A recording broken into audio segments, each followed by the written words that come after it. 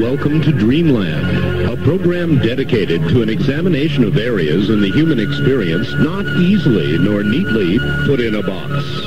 Things seen at the edge of vision, awakening a part of the mind as yet not mapped, and yet things every bit as real as the air we breathe but don't see. This is Dreamland. It certainly is. Hi, everybody. It's Sunday evening, means another Dreamland. This will be a good one. My guest is Michael Paul Lindemann, head of the 2020 group, who looks to the future based on present trends. In other words, based on what's happening right now, what's going to happen then. And he'll be along in short order. First, I'd like to welcome a brand new affiliate to the program. That would be 3WI. What a great set of call letters. 3WI in Brainerd, Minnesota. That's wonderful. That's actually WWWI, and they call it 3WI, and I think that's great. Brainerd, Minnesota, welcome to the program. You'll get the idea of what it's all about as we proceed. There is live listener participation, so stand by, and in due course we'll have the telephone lines open. A regular feature of this program is a gal named Linda Moulton Howe, who you may recall last week had a death in the family, passing of her father, and was not with us last week, is back this week in Philadelphia. And so, without hesitation, let us go to Linda Moulton Howe in Philadelphia and find out how she is. Linda, good evening. Hi, Art. I really appreciate your acknowledgement of my father last week. The funeral on Wednesday turned out to be a large assemblage of people in aviation from all over in Idaho and other parts of the country, because he had been very involved in the building of airports for private aviation, and it was, I know someplace he's out there now flying, and is out of his pain, and for that I'm grateful. We are also today 2 weeks away and counting from the Shoemaker-Levy comet pieces. That's right. That are to begin, according to astronomers, piece by piece by piece, plunging into the hydrogen gaseous surface of Jupiter, and that should begin somewhere on July 16th. So we will try to stay up with what's happening there. And for that reason, I have a Richard Hoagland coming on the program July 10th. All right. And I will also try to stay up with some astronomer colleagues to give a report that following Sunday. And 2 weeks ago, on June 21st, Dennis Claiborne in Garnett, Kansas, found his second mutilation since August on a farm in Garnett, Kansas, about 60 miles outside of Kansas City, Missouri, where the two cities are across the river. And just 3 or 4 days before he found those two mutilated animals, or the one mutilated animal that was following the August one, in Oregon, people were beginning to report to sheriff's office deputies in Washington County outside of Portland a series of circles that were appearing along U.S. Highway number 26. I just heard something about that, Linda. Yeah, I have received a photograph of it, and from the Oregonian newspaper, it says that in the waist-high wheat was a circle about 35 feet across. It was ringed by a second circle of completely untouched wheat that was standing, and that was surrounded by a ring. And when you look at the picture, it is a flattened circle that is about 35 feet across, surrounded by a larger ring. And then in 4 different compass points, northeast, southwest, are 4 smaller circles placed at those compass points outside of the circle in the ring. And they were placed on the north side of a hill just high enough to be seen from Highway US 26. And there was a point where the Washington County Sheriff's deputies were having quite a challenge trying to control traffic, because literally hundreds of people were stopping with camcorders and cameras to take pictures of this formation, and there was one man, Chris Ullman. He said, how did they get the circle so precise in the dark? It would seem like you would need a light source. This is quite a precise one, and we're now all waiting to see if anything more like this will occur in the United States. So if there are any listeners in any area that have some access to going out to where there are any kind of food and cereal crop fields, we are now into that phase where we're trying to keep up with any formations that might be occurring someplace. And this particular one, whether it was made by a human or something else, was on the outskirts of Portland, Oregon. Linda, what would you recommend to people? Because a lot of times when these crop circles form, there's just not enough time to get to it for scientific investigation, and before people like you do, the fields are trumped by, busy bees, rubberneckers, and people who want to see, and it all gets fouled up. Right. Well, I'll tell you, right now, in fact, I'm happy to give my phone number on the air for this, because Dr. Levengood, the biophysicist in Michigan that I've been working with for the last 4 years, has been getting some plants from England and is very interested in getting plants from any of these formations that might occur in Canada and the United States, and probably the fastest way is to get in touch with me. So before I go into a brief excerpt from an interview with the Kansas farmer about his most recent mutilation and helicopter activity in the area, I wonder, why don't I just give my phone number and people could contact me who are listening wherever in the United States. It's a gutsy thing to do, Linda. Go ahead. Yeah, I know. Well, this is the only way I know to make this contact in terms of reports. So fast, yes. The number would be area code 215-491-9840. And I will talk with people, and we will see if there is some formation that does occur someplace. We will try to work with Dr. Levengood to get plants to him, and so I would be the contact point. Okay, Linda, but there are a lot of people listening, and so you better qualify it. The only calls you want are ones that are connected to crop circles? Crop circles, and I suppose if somebody also would in their area have heard about some recent mutilations, since they are occurring in a variety of isolated parts of the country right now, I certainly could take a call on that, too. All right, with those being the parameters, area code 215-491-9840, Linda Moulton Howe. Okay, Linda. Now, I'd like to share with you a portion of a conversation with farmer Dennis Claiborne, who lives in Garnett, Kansas. He found one of his cows mutilated with the classic bloodless excisions of ear, eye, tongue, genitals, and rectum. The first was August 31st. The second was a young heifer, a little over a year old, found on June 21st in his farm in Garnett, Kansas. And when we pick up this particular part of the interview, I'm asking him about the comparison between the two mutilations on his farm. In the other one, how similar was the August 31st mutilation to this new young heifer this week? It was the exact same mutilation. There was no difference. Everything was the same? Yeah, the cut might have been just a little rougher on the heifer than it was the cow, but not that much. Mm-hmm. And what about the color of the tissue? Well, you can see in the photos that we're sending you that the tissue was extremely white on the heifer. Mm-hmm. As if there was no blood in the capillary. There wasn't no blood nowhere. Mm-hmm. And you didn't see signs of struggle or tracks around this heifer in the grass this time? Which are what? Any signs of struggle or tracks around the heifer? Not around the heifer, though, just that ring in the grass. Right, the ring in the grass. Now, I understand that you have seen helicopter activity in and around this pasture recently?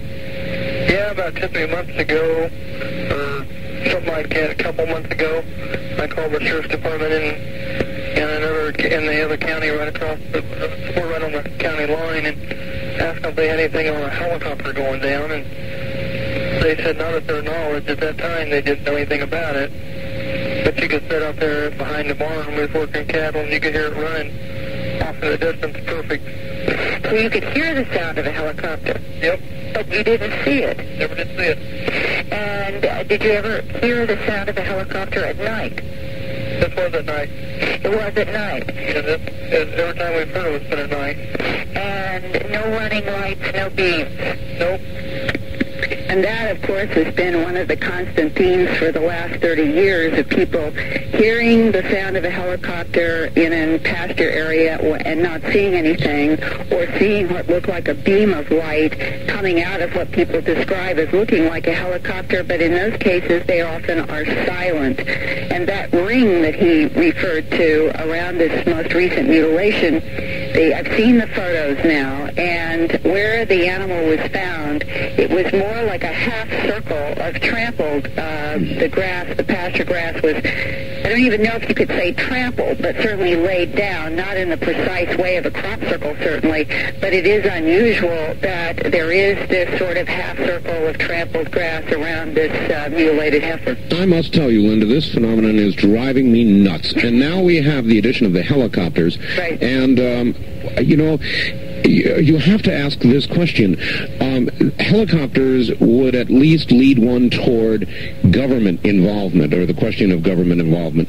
And then you've got to sit back and say, now, what the hell would our government have to go to some farmer's field to get a cow to cut up? The answer is the government would not need to do that. That's right, and every law enforcement officer I've ever talked to since I first did a strange harvest 14 years ago has said this is not the way the government would operate. They would simply buy the animals that they needed, take them onto some military place, and they would take whatever it was that they needed. And I think it's also important to report about 7 years ago, a man who, as far as I know, works for intelligence in the United States government, told me, without my being able to ever name him or the source, but said that our government does monitor frequencies of what they consider to be non-human entities, and these frequencies that come from different vehicles or lights can be tracked and monitored, and when they pick up these signals, that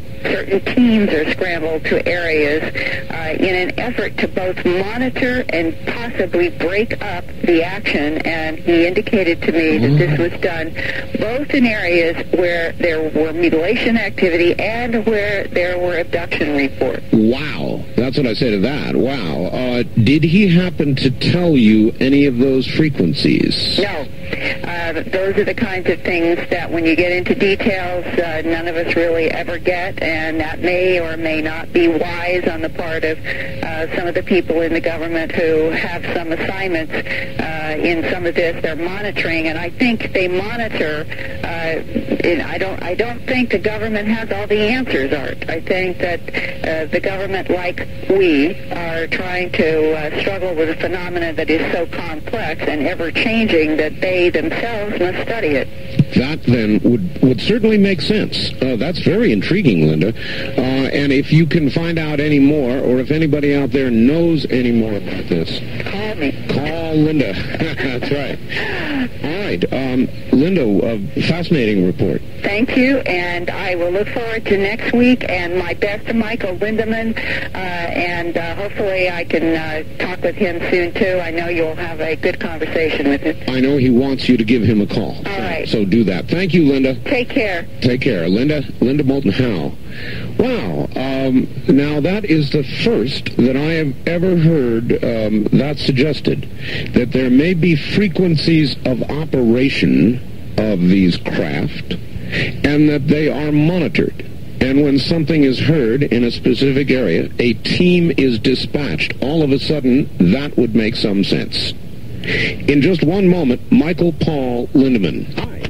Michael Lindemann was born in Milwaukee in the state of Wisconsin, home of our new affiliate tonight, 3WI. in 1949. He became a conscientious objector as a university student during the Vietnam War, developing a lifelong interest in arms control, foreign affairs, and government policy. He earned a BA degree in psychology from Antioch University, followed by 2 years of study at the Graduate Theological Union in Berkeley. He later combined his political and psychological interests as an educator, social analyst, and futurist, first as executive director of the Peace Resource Center of Santa Barbara, then as founding director of the 2020 Group, which is a private research organization studying forces that shape the future. Since 1990, Michael Lindemann has earned national recognition for contribution to the studies of UFOs. He first examined the UFO controversy in 1989 from the angle of its possible connection to covert weapons development and social policy, finding substantial evidence in support of UFO claims. He founded the Visitors Investigation Project to conduct and publish UFO research. Through the 2020 Group, Michael Lindemann consults to the entertainment industry, news media, business community, independent researchers, and private individuals on all aspects of the UFO subject, as well as other issues impacting the present and future conditions of human society. He's a dynamic public speaker. He's lectured and held seminars in just about every part of the United States, is a frequent guest on radio and TV of all sorts. So here from Santa Barbara, California, is Michael Lindemann. Michael, hi. Let's see. Let's try it again. Michael, how are you doing? I'm fine. Good to hear from you, Art. Glad to have you back on the program. For a lot of my listeners, Michael, they will never have heard you since we're on so many new affiliates. So I just guess I told them a little bit about you. What is the 2020 Group, and what are you doing now? Well, Art, as you said a minute ago, the 2020 Group is basically a private research and publishing organization, which I founded in 1989. At the time, I founded the organization. I really wasn't that interested in the UFO subject. I had spent the previous entire decade of the 1980s primarily concerned with arms race issues, the unprecedented military buildup here in this country, and the saber-rattling between the U.S. and Soviets during the first part of the 80s was of great concern to people all over the world, of course. And that changed, obviously, very, very dramatically at the end of the decade, which meant that I was switching my focus, looking around for what other kinds of subjects might actually, in effect, drive the social process here in the United States as well as other parts of the world. I think it can safely be said that during the period following World War II, right on up to the end of the 80s, the arms race, the so-called Cold War, was the single strongest influence upon social policy all over the world. The prospect we might go to nuclear war, all the ways of preventing that, all the ways of regulating that, all the ways of negotiating it for better or worse, and all of the technology and industry that went into that. That was the largest single thing in the whole social policy area. Now, of course, that has changed dramatically, and I was asking what's next. But at the same time, I was saying, why do we continue to build extremely arcane new weapon systems? And so I put that question out to a bunch of people. And I said, okay, if the Soviet Union is no longer the big enemy, in fact, at that time the Soviet Union was fast becoming a non-entity, if there is no other entity of that magnitude which could threaten us, who then would be the rationale, the target, as it were, for all these new weapons? Michael, it's an awfully good question, particularly in view of the fact that if you look at our current defense budget, while there are cuts, there's still a lot of money going into weapons development, and who are we fighting potentially? Exactly. Who are we fighting potentially is a very important question. Not only do we have a very large defense budget out in the open, Art, the money that people all know about in the federal budget, but there is also, much more importantly even, the black budget, about which very few people know.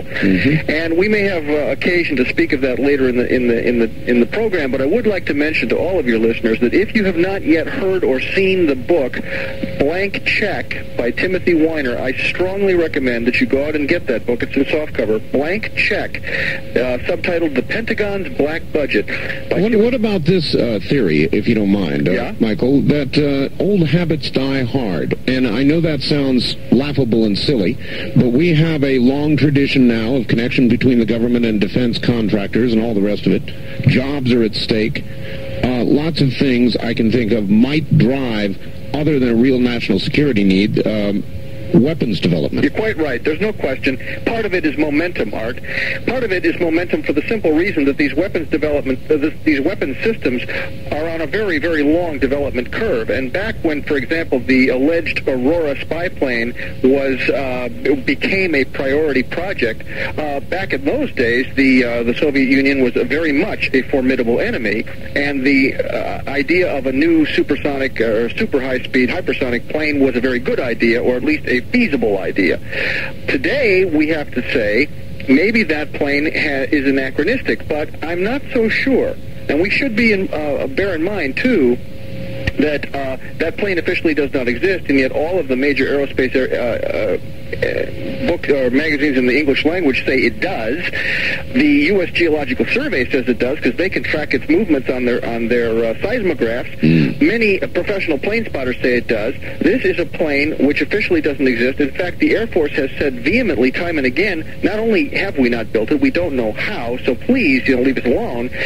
Only a few weeks ago, CIA Director Woolsey said at a university in Kansas, asked by someone in the audience, what about the Aurora? He said, not only does nothing called the Aurora exist, nothing like that in concept exists. All right, well, listen, we've got to hold it right there, Michael. Okay. We're at the bottom of the hour. Sit tight for about 4 minutes. We'll be right back to you. This is Dreamland on the CBC Network. You are listening. Take a listen. You'll get an earful. Talk Radio 102 FM. Come enjoy the Big Produce Carnival of Fruit Savings at Thompson Food Basket in Morton. This is Kent Henderson, Produce Manager. Right now, you'll find great savings on produce, like red or black California plums for just 69 cents a pound. Large California peaches are only 49 cents a pound. White or red seedless California grapes are 99 cents a pound. And first of the season, Talbot sweet corn is available too, with 10 ears for only $1.79. Shop and save every week and get double coupons up to 60 cents every day at Thompson Food Basket, 435 West Jackson in Morton. Now, here's the Poet Laureate of the Morton Community Bank, Cliff Hasselbacher. Summer is here, and it's about time. How about a CD that's tied to Prime? The flowers are blooming? That sure is great. Your hometown bank always gives a fair rate. If you like your banking without a frown, do your banking at MCB, not out of town. And this is Jean Ann Heiniger. At MCB, we always offer competitive rates, and our friendly account representatives are ready to help you with your investment needs. It's another service of your hometown bank, the Morton Community Bank. Remember, FDIC. Flowers by Florence in Pekin does not have a special for you. That's right, no special. That's because at Flowers by Florence in Pekin, you can always buy a dozen roses for just $17.95. So for those not-so-special occasions, get a dozen roses for just $17.95 at Flowers by Florence. Call 347-4500 to get those roses for that special someone, no matter what the occasion. That's 347-4500 for Flowers by Florence, 5th and Margaret Streets in Pekin. The number one key to success in all relationships is communication. We'll talk about communication on the new single and the issues that affect us. Join me, Janet Rudd, at 11:30 every Saturday morning for a thought-provocative program. The new single, sponsored by Dates. With 48 marriages and 22 engagements, I'll share the secrets to success on the new single every Saturday morning at 11:30 on Talk Radio 102 FM.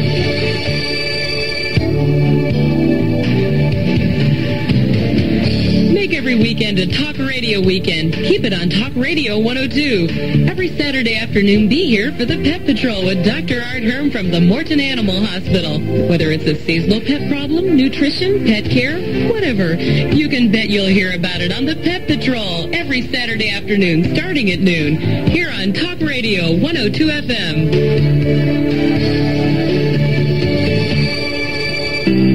Did you know know that babies need most of their shots by the time they are 2 years old? Without a full series of shots, babies are vulnerable to one or more dangerous diseases. If you don't have a doctor, call this toll-free hotline number. Sponsored by the U.S. Centers for Disease Control and Prevention for the nearest address for shots. The number is 1-800-232-2522. That's 1-800-232-2522. A public service message from the U.S. Department of Health and Human Services, the Ad Council, and Talk Radio 102 FM. It's Talk Radio 102 Central Illinois Spotlight. A look ahead at upcoming not-for-profit organization events or programs and services of community interest. Hi, I'm Evelyn Franklin. I'm with the Poodle Promenaders Square Dance Club. It's a group of energetic youth and adults that like to have good, clean, fun square dancing and doing country lines. You can join in that fun by taking square dance lessons starting Sunday, September 18th from 2 to 5 in the afternoon at the Masonic Hall at 700 South 4th Street, Morton. It's only $1 a person per week.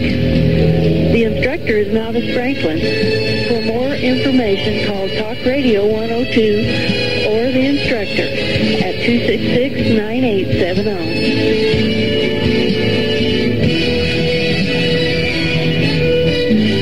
In Central Illinois? Just listen for Central Illinois Spotlight from Talk Radio 102 FM. The unexplained, the unusual, the unknown. This is Dreamland on Talk Radio 102 FM.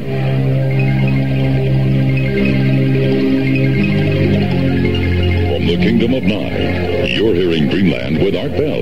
To participate in the program, call toll-free 1-800-618-8255. 1-800-618-8255. First-time callers, area code 702-727-1222. Or the wildcard line at 702-727-1295. This is the CBC Radio Network. He heads up the 2020 group. His name is Michael Lindemann. And we're talking about, at the moment, things military, our defense budget, and he brings up an awfully good point. If the threat is largely, underlying that word, gone, then what are we doing? Spending billions and billions, it's a tip of the hat to Mr. Sagan, of dollars on new weapons systems. We were discussing the Aurora. Michael, you're back on the air. Okay, Art. Just complete that thought real quick. Yes, the bottom line is that the CIA director says categorically it doesn't exist. Everybody else who knows anything says categorically that it does exist. That is to say, in the civilian sector, the military says flatly it doesn't exist. So you've got this divide here where they say it doesn't exist. Now, just as a point of reference, we might note that in last week's New York Times, in the Sunday New York Times Magazine, there was an article about Dreamland, dear to your heart, I'm sure, right up there at Area 51. Yes. And where the writer, almost tongue-in-cheek, pointed out that although we've got loads of photos of the place and everyone and his brother knows it's up there, the military still will tell you flat out it doesn't exist, it isn't there. And this is, I think, something we have to understand, that these people lie for a living, and to them it isn't lies, it's policy. So we have to understand that whenever we're talking about this subject, we're dealing with an area where deception is the rule of thumb. And Michael, is a lie told in the cause of national defense a lie or just national defense? Well, it is still a lie, and I'll tell you, but it is a lie with a rationale, or a lie with an excuse, as it were. Ollie North trotted out his famous thing: we had to trade off which was more important, lives or lies, lives with a B, or lies. He, in defense of his Iran-Contra behavior. Winston Churchill, when he was plotting with Stalin and Roosevelt to defeat Hitler, said in wartime, the truth is so important that she must be guarded with a bodyguard of lies. Right. Now, this is the way policy is conducted, and I am not saying that it's always wrong. I am simply saying it is something we must understand. We must factor it in. I'm not pointing a moralistic finger at these people. I'm just saying facts are facts. Sure. These people lie for a living. Now, when it comes to the UFO subject, of course, we're up against what is arguably the biggest secret in world history, and there, of course, I think for all practical purposes, it is being conducted in a war mentality, though it is not necessarily a war issue, but it is certainly being conducted with a war mentality, and so we have to assume that this lies in defense of policy, lies as policy, is very much the order of the day. Have you concluded, Michael, that we are being visited? My personal conclusion is absolutely yes. I believe I am absolutely convinced. And what is the body of evidence that brought you to that conclusion? Well, it is, I must say, it has been coming together incrementally, Art. I wish I could point to a smoking gun. I really can't. I would like to say, however, that the new evidence or the recent accumulation of evidence around the Roswell incident is extremely compelling, and we can now point to several excellent books on that subject. One by Stanton Friedman called Crash at Corona, and two by Randall and Schmidt. The first one called UFO Crash at Roswell, and the new one this year called The Truth About the UFO Crash at Roswell, which somewhat rewrites the timeline, but for all practical purposes, the story is the same and has been pretty much the same since Bill Moore first published the Roswell incident back in 1980. But today we have, dozens of first-hand eyewitnesses and many, many other eyewitnesses, family people who have seen how their loved ones passed away, babbling about Roswell on their deathbeds, for example. We know that something extraordinary happened at Roswell, and it has all the earmarks of the most well-documented, legitimate UFO crash recovery in history. Not the only one, but one which is virtually a lead pipe certainty. And here we are face to face with one instance that proves the argument, as it were. Now, if Roswell happened as we think it happened, then the military is in possession of a substantial amount of legitimate UFO wreckage, that is to say, machinery built by a non-human, technically advanced intelligence. And they are this made the Rock 106. Disappeared, was shipped out under unusual circumstances and later disappeared, never to be seen again. Glenn Dennis says that he was told also, if you speak a word of what you've seen or heard, someone will be picking your bones out of the sand. Yeah, it's easy to sit back academically when you're listening to this and saying, well, then why didn't they just blow it all out and, let the story out and go to the press and all the rest? Well, that's a significant threat. If you've ever had one made like that, you'll know. If not, you cannot imagine to kill you and your family and your children is not a trivial threat. That is correct. There was a young girl whose name at the moment escapes me, and perhaps I can dredge it up later on. Her father was a fire officer down there, and the fire department apparently had been called out to help set up the cordon around the crash area. Some small pieces of wreckage showed up at the fire department for a short period of time, and this young girl, 12 years old at the time, Frankie something, I forget her first.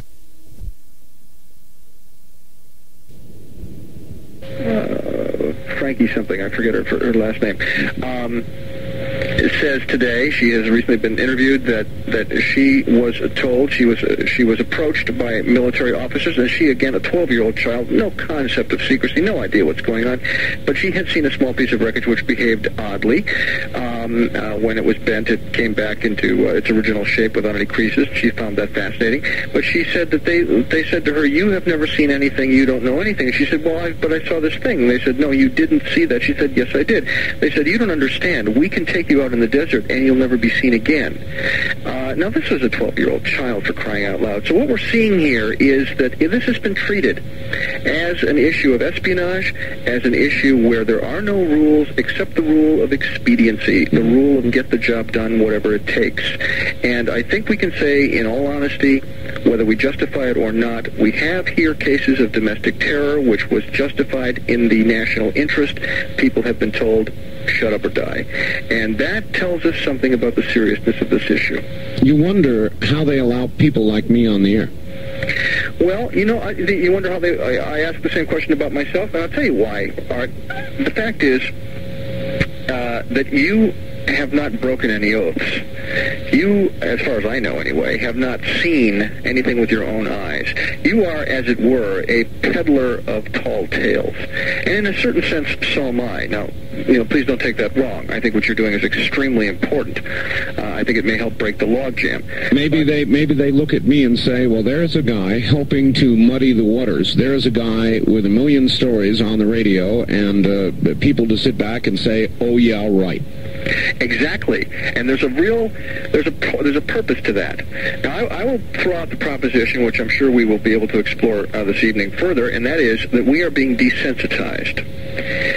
That there has been a strategy of what I call containment for going on now 47 years, in which the principal priority was, at all costs, keep the secret.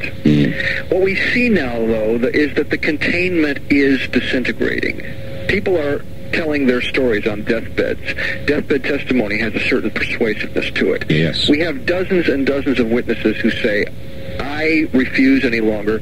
I have always kept my vows, my security vows, and considered them very important. But now we have people saying, "I'm sorry, this is more important." Yes. So dang those vows, I'm going to talk. We have, of course, hundreds of people saying that they are having these experiences, face-to-face experiences. We have, as Linda so eloquently reports week after week, we have these extraordinary mutilations, and I, for one, second Linda 100% when she says that when you add up the evidence and ask who could possibly be doing this, it boils down to it looks an awful lot like it must be aliens. Maybe we can get back to that. But the point here is... Let me just stop you long enough to say, did you, her report tonight was particularly interesting. I could never make the connection with the helicopters because that would mean government. But her little story about frequencies monitored and units dispatched in areas of activity, all of a sudden that made some sense, Michael. Yes, I agree. The black helicopters, or the incidence of unmarked helicopters around the mutilation events, has always been one of the big puzzles. And I think it still is, but I think Linda's on the right track. Because it seems to me that it is extremely improbable that we, that is to say our military, or our people, whoever they are conducting the mutilations per se. And yet I am quite sure they must be extremely interested, perhaps even deeply concerned about this, and yes, they would be monitoring this. Yes. Now, there should be. If we understand anything at all about alien propulsion, it seems to me that one thing that we're aware of is that there are very, very strong and probably characteristic microwave signatures associated with low-level UFO activity. We have lots of evidence that that's the case. Indeed, that may be directly involved in the creation of crop circles. That it remains to be proven, but it's a possibility. In the case of the mutilations, if indeed a UFO must come close to the ground for a period of time in order that this event be perpetrated, as it were, it is possible that that very peculiar and powerful microwave signature would be traceable. And indeed, since we know that these events occur in concentrations, and quite often for reasons unknown, near major military bases. For example, the wave of things that have happened in northern Alabama happens to be rather close to the Huntsville area, which is an absolute military hotbed, of course, a major center for NASA as well. So we see, for again, reasons unknown, that this happens a lot in areas where it would be feasible for the black helicopters to be scrambled in short order and to go see what's going on. Wow. So then you believe they're here. You're probably, like everybody else, not quite sure. Should I ask you about why? Why do you think they're here, Michael? What's your best guess? Well, I could only give you a guess, as you say. Let me start by saying that I am slowly gravitating toward what I would have to say, and with all due respect to myself and others, is the current lunatic fringe of serious UFO research, okay?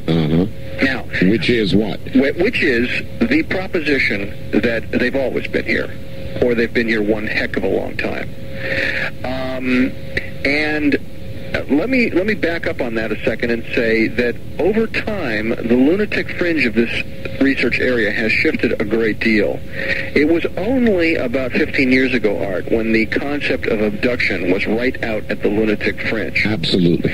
And today, as we all know, abduction is the centerpiece issue of UFO research, and anyone, even the very conservative organizations, such as the Center for UFO Studies in Chicago, which, by any stretch is a conservative UFO research group, they're they're on the bandwagon with abduction.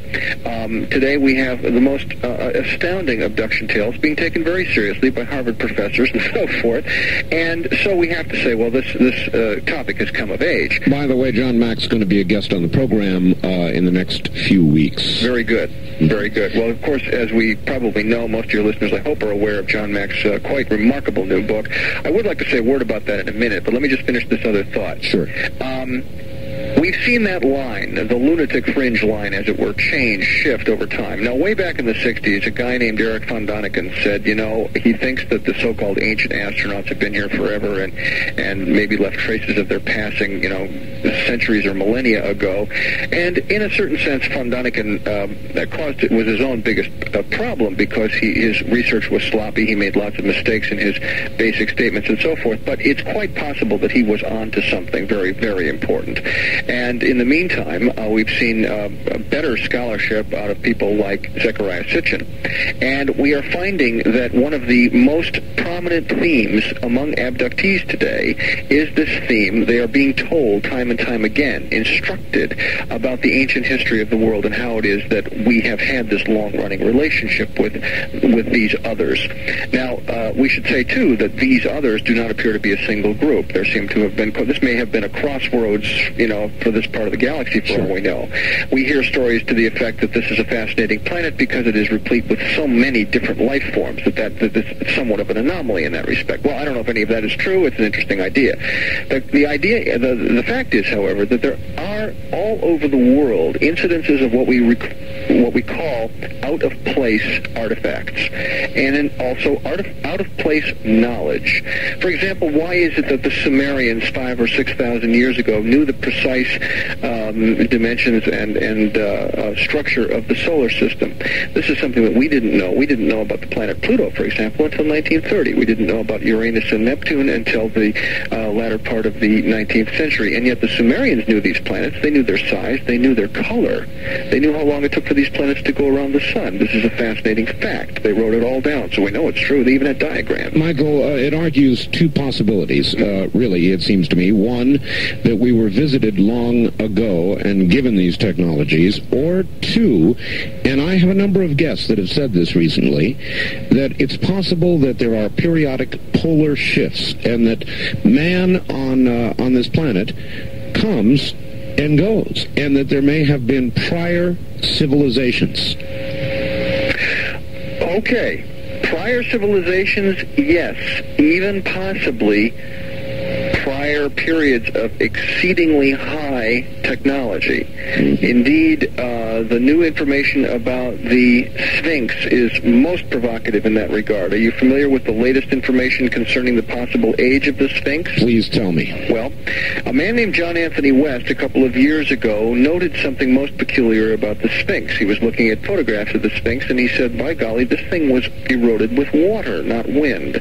Now, this makes it an anomaly in the whole area. All the other structures around there, the giant pyramids of Giza and so forth, are all very clearly wind eroded, but water erosion looks very, very different. And there's simply no doubt at all, from the standpoint of a geologist, that the Sphinx is eroded with water, the back part of it. So the question is, how is it possible that the Sphinx could have been eroded with water? When did it rain in Egypt? And the bottom line there is it didn't rain. It hasn't rained any significant amount in Egypt for 10,000 years. Now, this, of course, raises a firestorm with Egyptologists because they have nailed down the age of the Sphinx, who built it, what it's for, and all of that. But nonetheless, the geologists have come on board like gangbusters because John Anthony West, who's no geologist at all, enlisted the aid of some geologists from various universities in the East and the East Coast, and they went out there very grudgingly at first, but they had a look and they said, by golly, this guy is absolutely right. This bloody monument is eroded with water, and it's very apparent. It's not an ambiguous matter. So now every geologist that has a look at it just, drops his jaw to the floor and says, this is the most fantastic thing we've ever seen. Bottom line, what does it mean? The Sphinx can't be 5,000 or 4,000 years old like people say. It can't be an artifact of that dynasty that everyone pins it on. It is something that was built 10 or 12,000 years ago, long enough ago, Art, that rain, substantial amounts of rain, could have substantially eroded it before the rain stopped. And that is an absolutely stunning change in our whole view of that area. It is. Michael, hold on just one moment. My guest, Michael Lindemann. The C. Crane Company sells the DL telephone. What is the DL telephone? Why should you want it? Oh, these are easy answers. The DL telephone, in the area of what is it? It's a digital telephone. That means that it breaks your caller's voice down and your voice down into true individual digital yeses and nos. Confusing? It reassembles them on the other end. So, what does that mean? Well, here's what it means. Here's how it works. It is as good as a plug-into-the-wall telephone. It's a portable telephone. Operates on 900 megahertz, up above the cellular area. It is so clear that you will not be able to detect any difference between it and a telephone you plug into the wall. No difference in terms of either the caller's voice or yours going back. Can you imagine that? Can you believe it? Believe it. It's true. I have a couple of them, as a matter of fact. I love this telephone. What else does it do? It gives you complete privacy. Because it is digital, nobody can monitor it on a scanner. Nobody. Matter of fact, it doesn't even have the clipper chip in it yet. It's complete privacy. 3. My telephone will go 3/4 of a mile. I can go to neighbors' homes and all the rest of it. I've got good geography here for that, I'll grant you. And if you have a lot of buildings, it may lessen somewhat.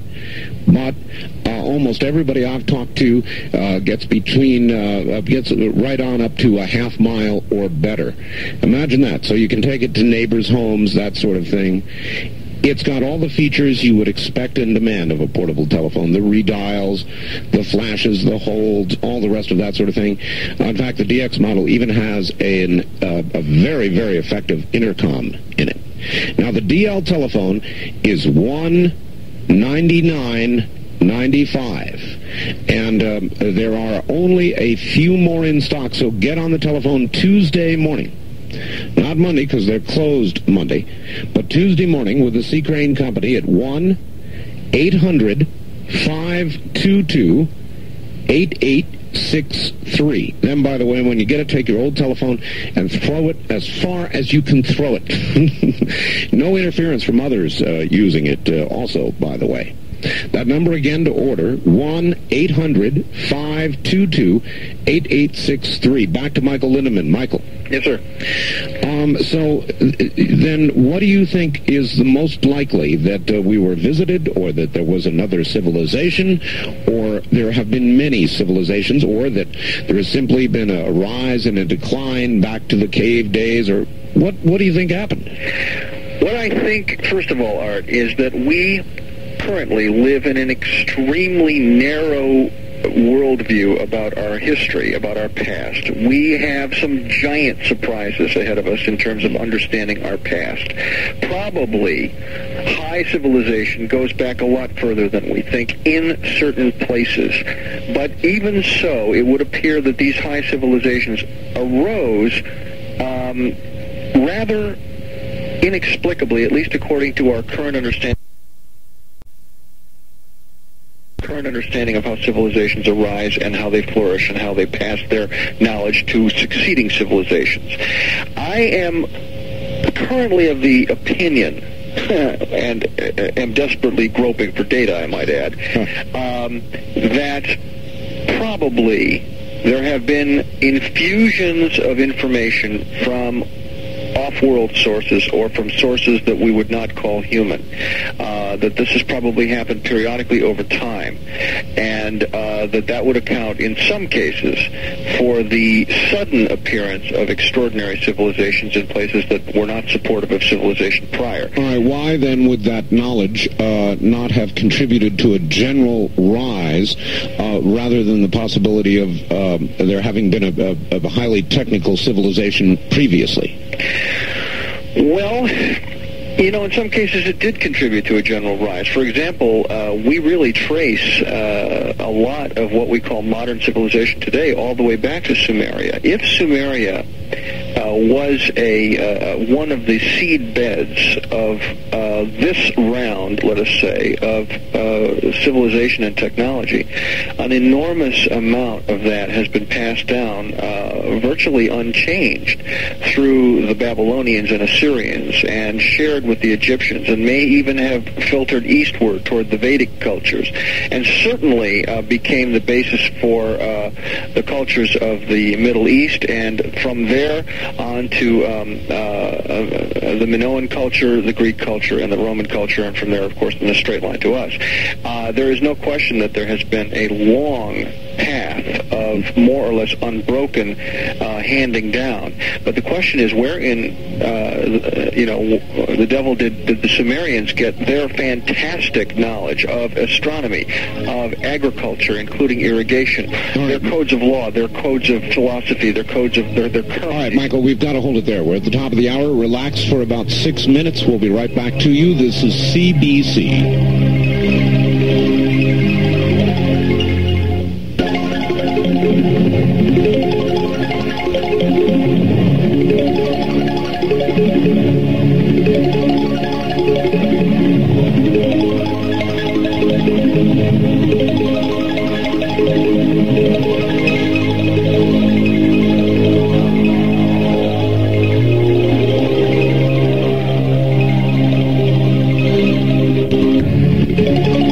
Sorry, but due to satellite transmission problems, Talk Radio 102 FM presents a previously recorded Art Bell Dreamland program.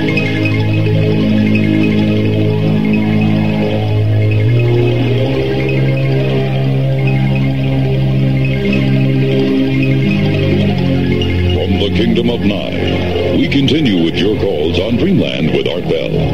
Call Art now toll-free at 1-800-618-8255. 1-800-618-TALK. First-time callers, area code 702-727-1222. 702-727-1222. Or the wildcard line at area code 702-727-1295. 727-1295 in the 702 area code. Now again, here's Art Bell. Now again, here I am. Michael Lindemann is my guest. He's from the 2020 Group, which is an organization that looks at current trends and predicts future probabilities. I guess that would be a good way to put it. We're talking about the UFO phenomenon, the visitations we're having, and according to Michael, may have had for a very, very long time. And we're going back to it right now. We will begin to take calls shortly. Michael, a couple of things that I want to cover with you. Okay. You have a current project going on. What was it? You told me about it earlier, the name of it, and I'm terribly sorry, I've forgotten. Are you referring to the computer project? No. Just previous to that, you had mentioned a project by name. I had mentioned a project by name. Yes, you have. You've stumped me. Are you writing something currently, or... No. You and I was talking about coming of age in the cosmic neighborhood. That's right. There we go. I'm sorry. You got me a little bit confused there. Coming of age in the cosmic neighborhood is actually the name of a lecture that I am going to be giving in several places around the Southwest during the month of July. All right. Where are you going to be, and what is it all about? Okay, I'm going to be, first of all, I'll be going to the MUFON, International MUFON Conference, July 8, 9, and 10. For those of people down in the Texas area that may want to go to the, that'll be at the Hyatt Regency in Austin, Texas, July 8, 9, and 10. I'll be speaking down there. And then I'll be speaking in Albuquerque, New Mexico on the evening of Thursday, July 14th, and I'll be speaking in Scottsdale, Arizona, right outside of Phoenix, on Saturday, July 16th. In both Albuquerque and Scottsdale, I'll be delivering a lecture with lots and lots of slides and illustrations called Coming of Age in the Cosmic Neighborhood. And the catchy little punchline to that is, we are not alone, we are finding out, and that changes everything. So I'm trying to take a relatively upbeat attitude toward this. We're facing a huge mystery. We're definitely facing a political dilemma, to say the least. I think there are people inside the government who have taken this as one of the most serious challenges to the social order that they have ever had to deal with. It is very much on a par with serious warfare. But that does not mean we are necessarily facing hostility. What we are facing is high strangeness. We are facing the unexpected. We are facing the infusion of influences that we are not ready for. And that can be problematic, but not necessarily a disaster in the end. We have to get ready for this. We have to grow up and face the music.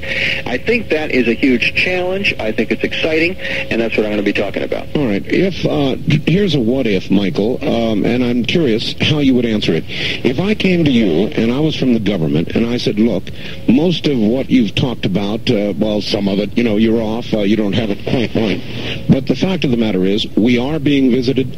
We've been visited for a very, very long time. The Clinton administration has decided that it wants to break word to the American public. You, Michael Lindemann, have studied this sort of thing. What do you recommend to us? What exactly would you tell them? I would tell them a couple of things. First of all, I would say that the process of desensitization is probably a sound political strategy, and I do believe that they're pursuing that. I don't believe that was a Clinton strategy. I believe it's been in place for several administrations at least. But I would say, yes, we must start telling people that things have been going on. And I believe we should start with some of the old cases. We should start to acknowledge that we have solid information showing the fact that we have been visited. This is going to be a hard pill to swallow for some people, but it's interesting that it may be less of a challenge than some people have predicted. Well, after all, Michael, we did swallow the plutonium pill. Yes, that deplorable pill. It's true, and it may just be that people are so just generally overwhelmed with the rigors of daily life that they're kind of going to yawn and go, oh, yeah, right, aliens, no problem. I don't think so. Now, of course, there has been a running supposition in government, and we know this from looking at the Robertson panel report from 1953, the CIA report about debunking, the Brookings Institute reports that came out of the late 50s and early 60s, reports from NASA and so forth, telling us unequivocally that the government has assumed that there would be some kind of very unpredictable social disorder if they simply said, well, by the way, we've got aliens and we can't catch them and we don't know who they are or what they want, thought you'd want to know, that would probably precipitate a disaster which they were unwilling to take a risk on. I understand that. I think they're probably right. But I think, too, we're very different people today than we were then. I think that we now have a generation of adults who grew up with the space age. We have a generation of adults who grew up with fantastic space movies, who've seen all kinds of stuff on Star Trek since it began back in the late 60s. All this kind of thing has changed the picture enormously. We also have a huge amount of information coming out and reported much more respectfully today than ever before, though there have been waves in the past of good reporting and big stories. Today, it's really unprecedented. The number of books, the number of quality television programs, the number of reports in the newspapers and magazines, all this is changing the picture a tremendous amount. It is. Still, the government is not likely to tell us about something that the government itself does not fully understand.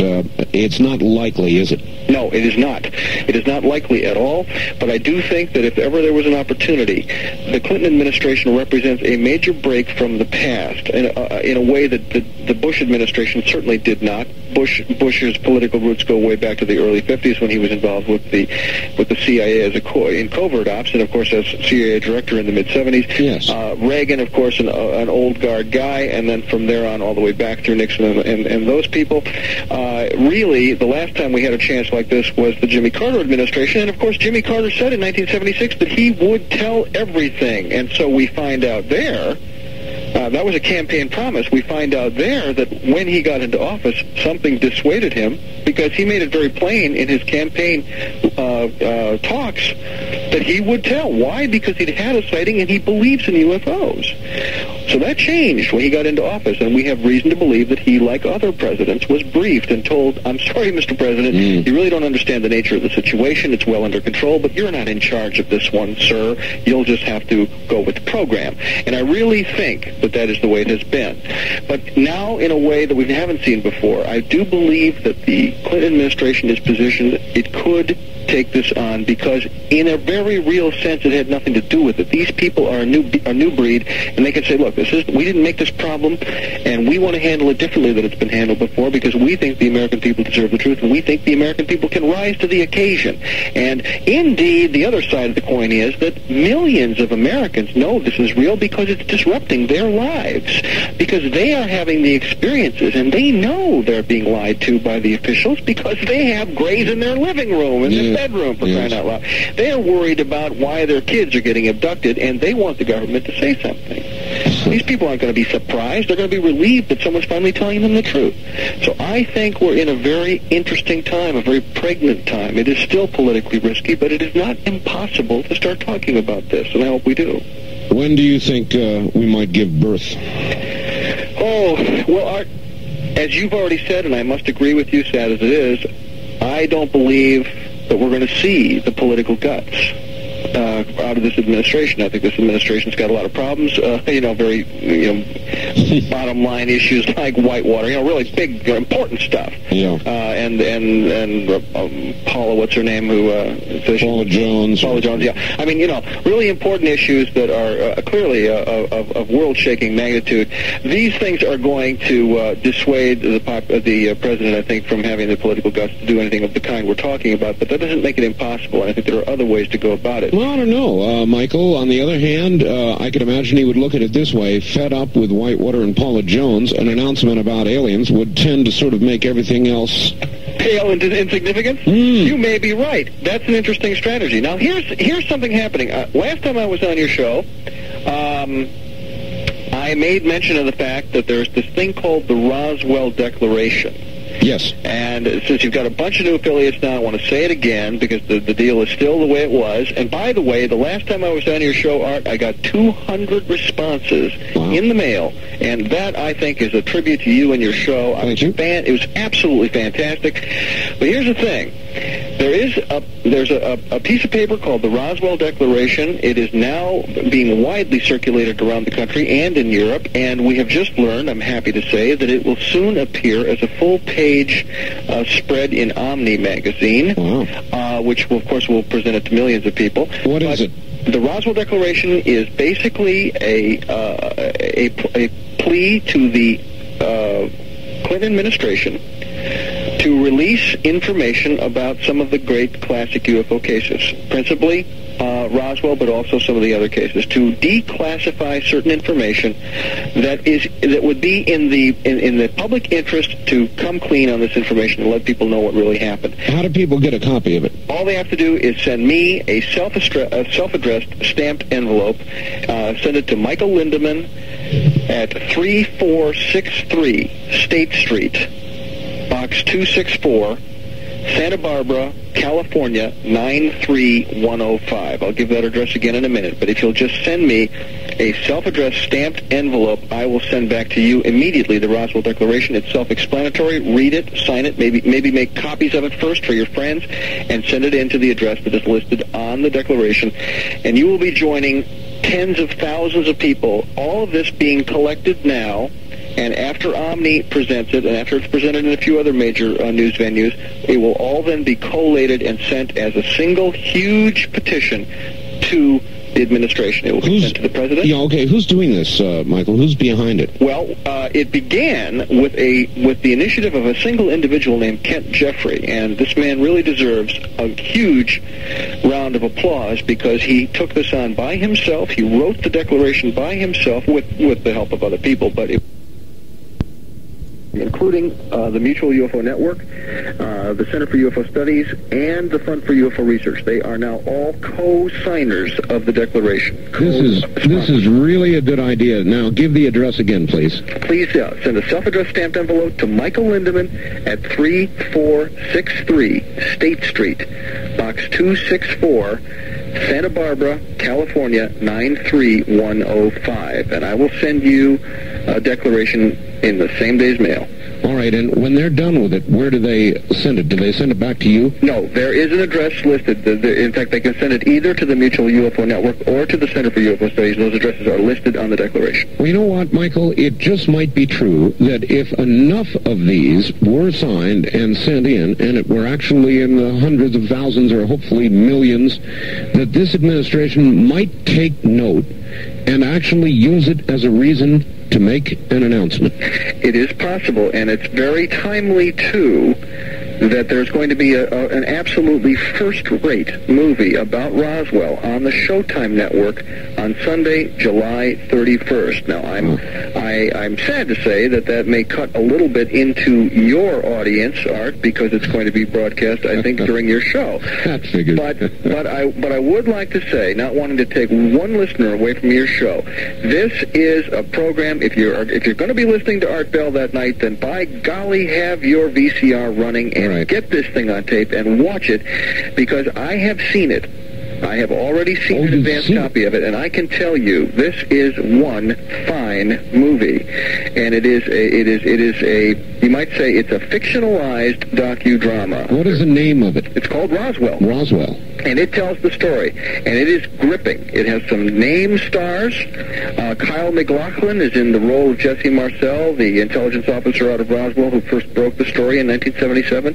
It has Martin Sheen is in it, and some other well-known actors and actresses are in the program. It's first-rate. It was a big-budget production for Showtime, and they've stayed true to the facts, even though it is classified as fiction. The story is true. It really then ought to put some oomph behind the Roswell Declaration, eh? Well, we surely hope so. And now it would appear, though there isn't a deal cut yet, it now appears that there may be some announcement concerning the Roswell Declaration in conjunction with Showtime. Wow. And we hope that happens. Showtime seems to be taking well to that suggestion. It's in negotiation or something. I can't imagine that they have anything to lose by that. Oh, Michael, that's very exciting. All right, hold on just a moment. We'll come right back to you, Michael. That really is very exciting. Michael Lindemann of the 2020 group in just a moment. Important enough, I'm going to repeat this address. All you need do is send a self-addressed stamped envelope, no money, just a self-addressed stamped envelope to Michael Lindemann. That's Lindeman.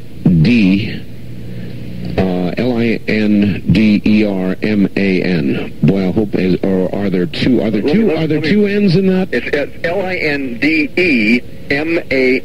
There's no R in there. Oh, thank you. Lindemann. Okay. But anything close will do. And it's 3463 State Street, box 264, Santa Barbara, California, right? And the zip code? 93105. 93105. I'm getting all this because I know they'll ask for it. All right. Michael, I would like to begin to take a few telephone calls. Are you up for it? You bet.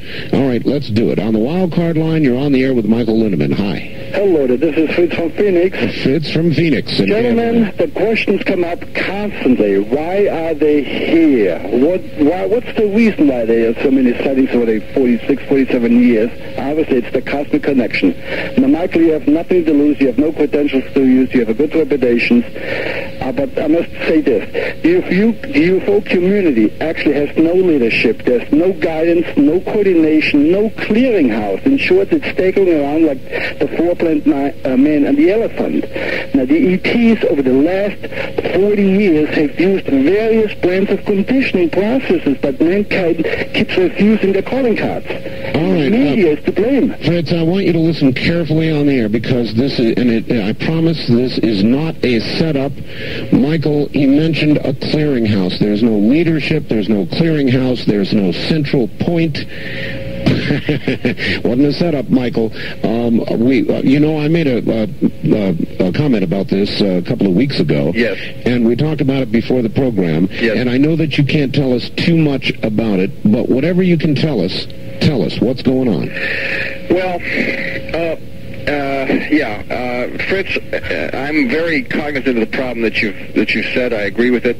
I I and a number of other key people in the field, in fact, people who are really quite senior to myself in terms of their contributions to UFO research, are currently in discussion about establishing some kind of an ongoing forum on a major online computer carrier that would allow people who are online, people who have computers, to participate in an ongoing way with high-level, high-quality discussions with top researchers, and those researchers would be able to discuss amongst themselves in forums which can be broadcast publicly over the network, over the computer network, and then rebroadcast again in print or in other forms of secondary broadcast formats.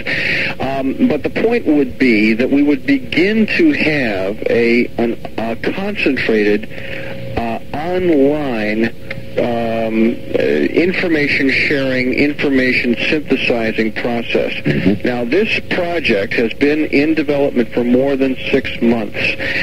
It is still not ready for public disclosure. I have to be rather reticent about it, and we are not at all ready to start, telling people how to subscribe. But I will say this: I am now, after recent developments, I am now confident that this project is going to come to fruition, that it will involve a more or less astounding array of high-quality researchers when it comes online. And I'm very happy to have played a role in causing this thing to occur, and I would love to tell all your listeners right now how they can just sign up and do it. Well, maybe next time. Yeah, since you cannot, that was going to be my question. The moment you can, will you come back on the program? I sure will. I would be delighted. That's very exciting. It's about time, and I don't know what else to say other than that. It's about time. On the first-time caller line, you're on the air with Michael Lindemann. Hello. Good evening. This is Bill from Vancouver. Hi, Bill. KEX and KVI, I'm lucky. Yes, sir. Mr. Lindemann, I have a question for you. Could you briefly tell me what is, since you know so much about weapons, what is this red mercury? And also, would either one of you be interested in receiving photos from the newspapers, not only the Oregonian, but there's several community newspapers of Forest Grove, of the field, the circles, and that? Oh, yes, absolutely. Okay. I would like to receive anything you've got on the crop circle activity up there. I would be very grateful. Did you get my... Yeah, can I put that in with when I send for the declaration? You sure can. I'd be delighted. Thanks so much. Okay, and Mr. Bell, could you please also say your P.O. Box number on the air? All right, I'll give my address out. Michael, we've only got just a very few seconds before the break. Red mercury, do you know what that is? Frankly, I hate to sound stupid, but I don't know about red mercury. Sorry, caller. Well, that's all right. Michael, we're at the bottom of the hour, so what I would like you to do is just sort of hold on for a moment. We'll both look forward to those clippings. I certainly will. By the way, my address is Art Bell, Post Office Box 4755, Post Office Box 4755, Pahrump, P-A-H-R-U-M-P, Pahrump, Nevada. Don't laugh, zip code 89041-4755. You're listening to Dreamland on the CBZ Radio Network. For Central Illinois, this is Talk Radio 102 FM.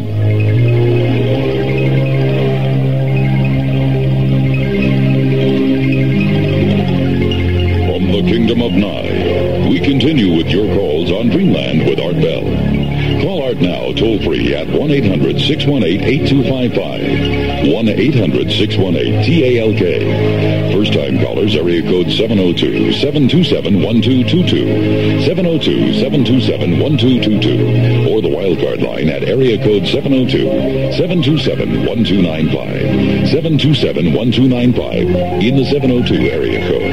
Now again, here's Art Bell. Now again, here I am. Michael Lindemann is my guest. Lots of news breaking this morning on this program, and a lot of it very welcome. Don't forget the Roswell Declaration. Send a self-addressed stamped envelope, please, to Michael Lindemann, Lindemann, 3463 State Street, Box 264, Santa Barbara, California, zip code 93105. 93105. And back now to Michael Lindemann and your calls. Michael, are you there? Yes, I am. All right.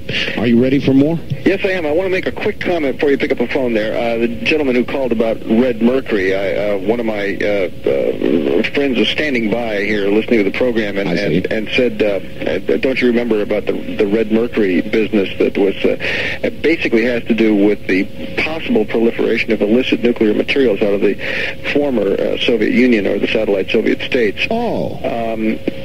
And I can't, honestly, I really can't satisfy the caller's inquiry directly because I really have to confess ignorance as to the real details of the red mercury problem. But I will say, generally speaking, that we have to be very careful when we congratulate ourselves on getting past the Cold War. We're not anywhere near out of the woods yet, and I think this is really what the red mercury scare is about, that there is a great deal of illicit nuclear material floating around, a lot of it missing from the former Soviet states, and even a lot of it missing from our own nuclear situation. And, of course, one of the big scares today is that nuclear material can get into the hands of terrorism. The single most likely way that we would still have nuclear detonations on this planet of a war type would be in the hands of terrorists. And on that, while we're on that subject, Michael, there's a little more breaking news.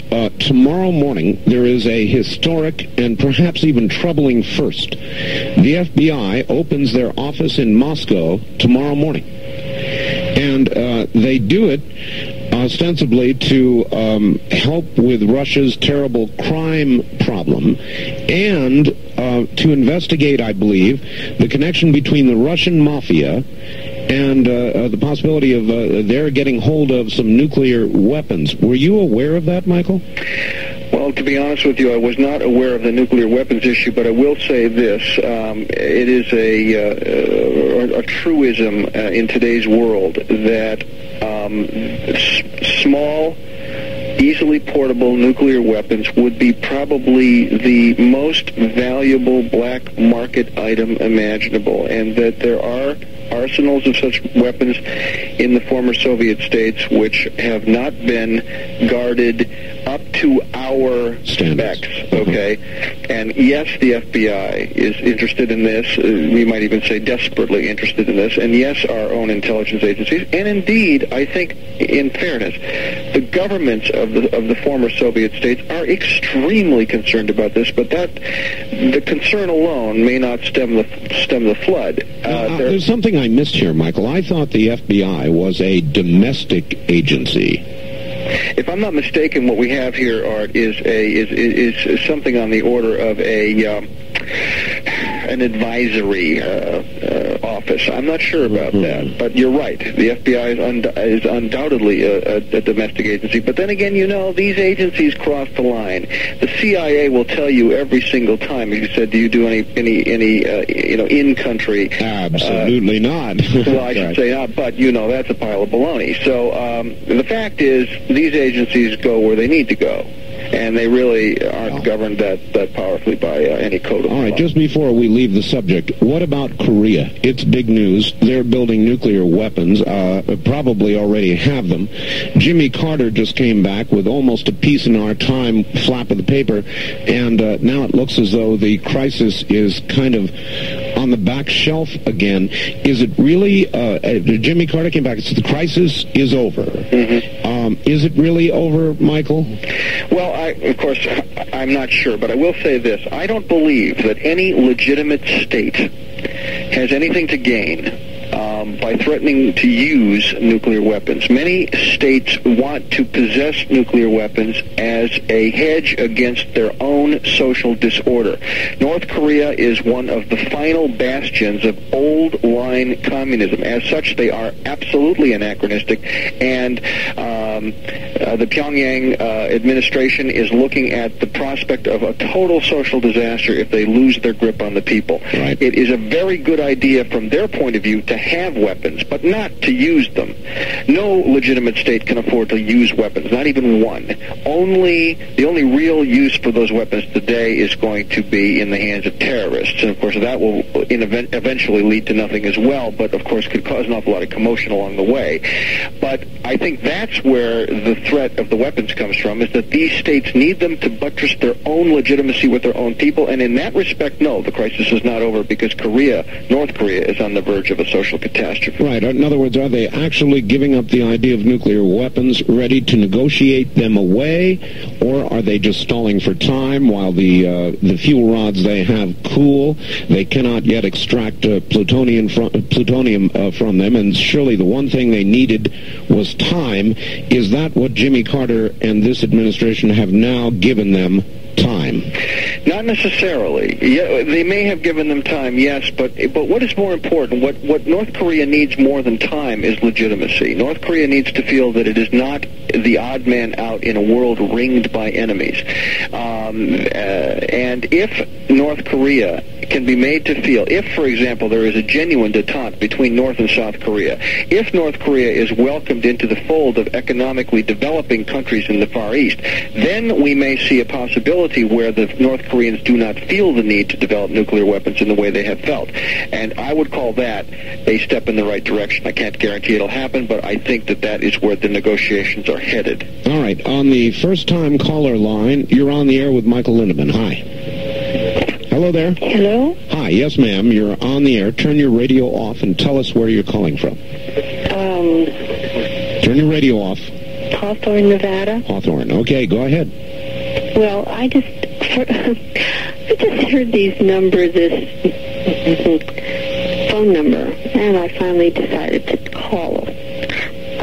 I just have one thing I'd like to know, and that is, why do we have to go through, the first time you make a phone call, why do you have to go through this process?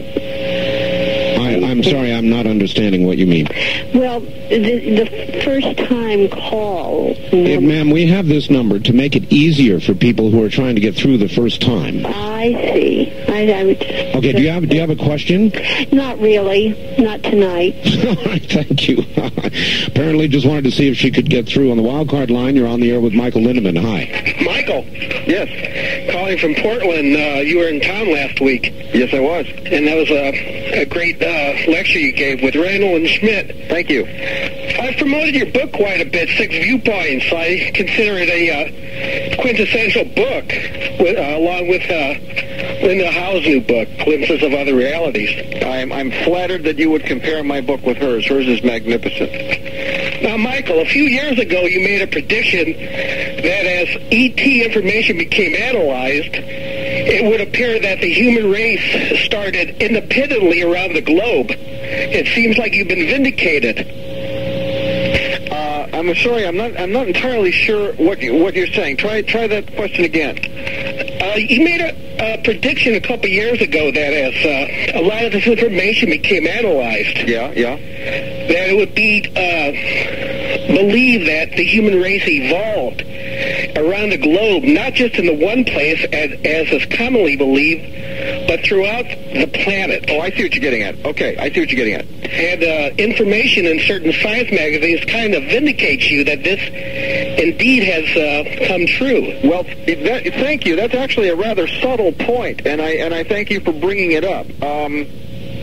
Actually, the argument is far from one. It's an extremely complicated situation. He's referring, Art, to some recent articles in Science and Nature and some other more arcane magazines from the latest research on the evolution from the species we call Homo erectus to the species we call Homo sapiens, and where indeed Homo erectus showed up around the planet, and whether or not Homo erectus evolved into Homo sapiens in one location or in several different locations, which seems rather less probable. And yet there is some information suggesting that Homo erectus actually migrated to various parts of the world out of Africa much earlier than previously thought, and at that stage was able then, in all these independent locations, eventually to show up as Homo sapiens, which would be an extraordinary thing to occur. Well, it would, because it would make the probability of life elsewhere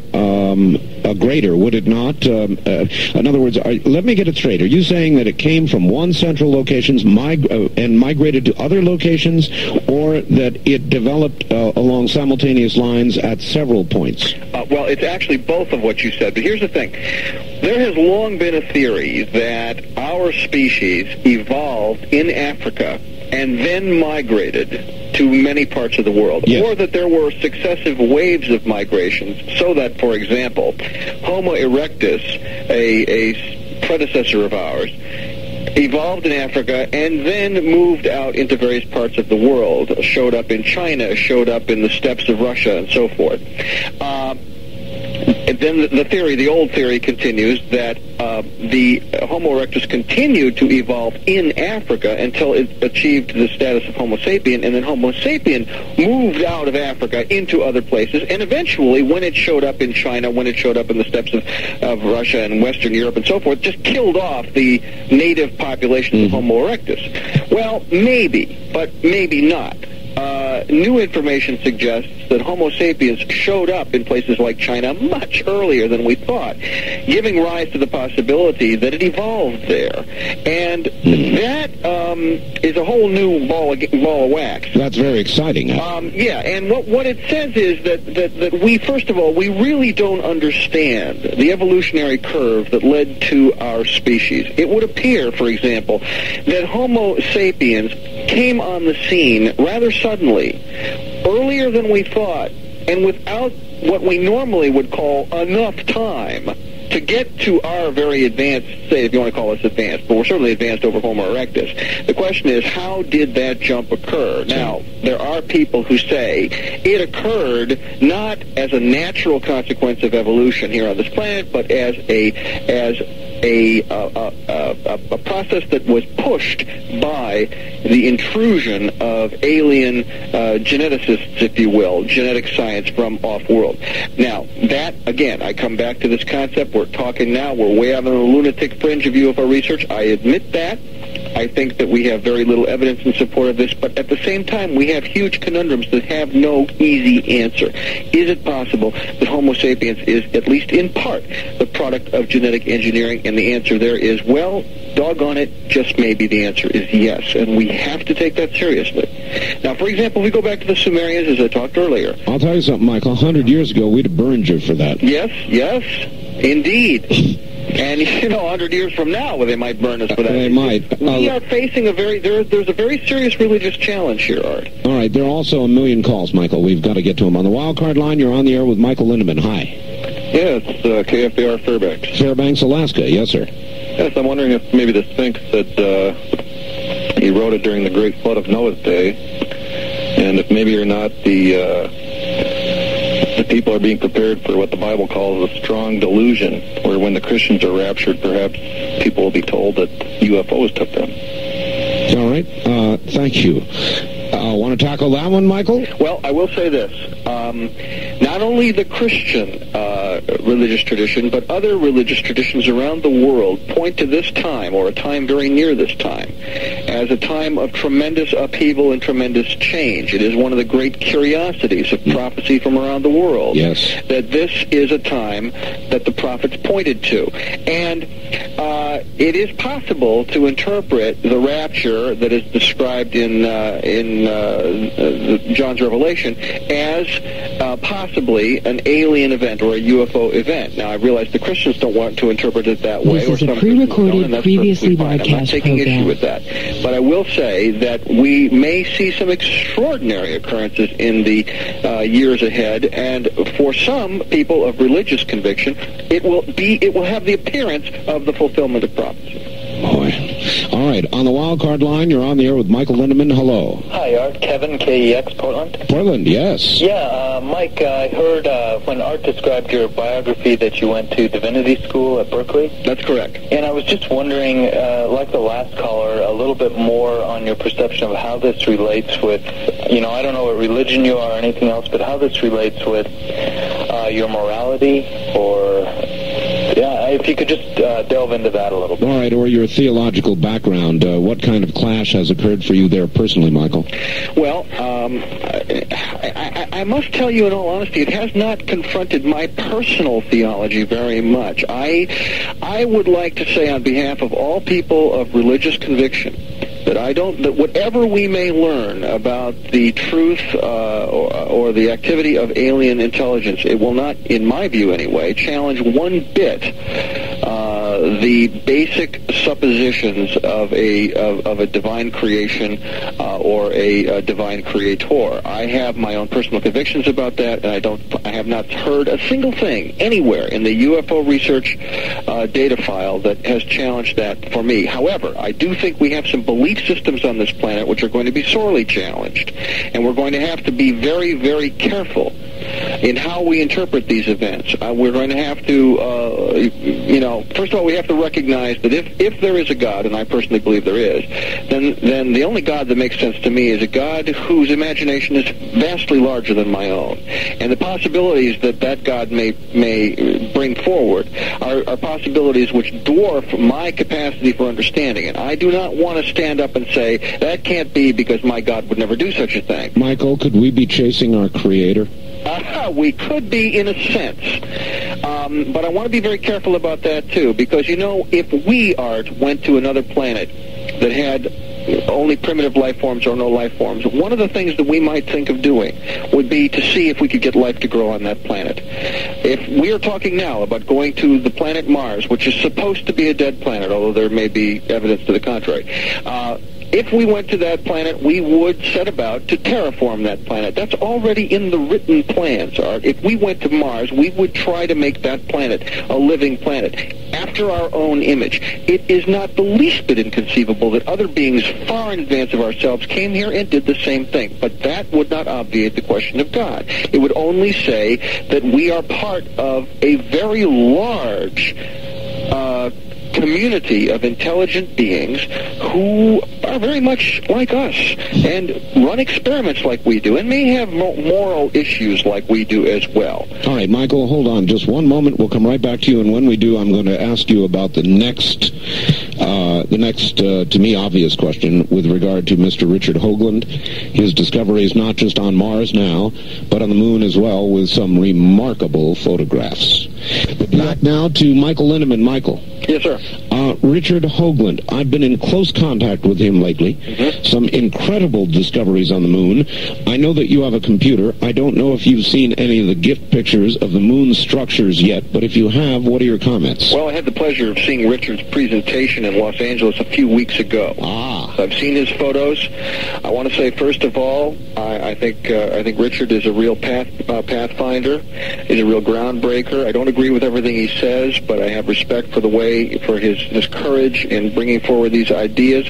I think his basic concepts about the face on Mars are pretty well established, and I was slow to agree with that. But I will say there's a report that your listeners should read that really nails it down in a way that to me is indisputable, and that's a report called the McDaniel Report. It was published by North Atlantic Books out of Berkeley in 1993. It is very important, and your readers should read it because it establishes that NASA knows that there is something up on Mars, and that the high probability is that is an artificial construct which suggests the possibility that a humanoid type of life form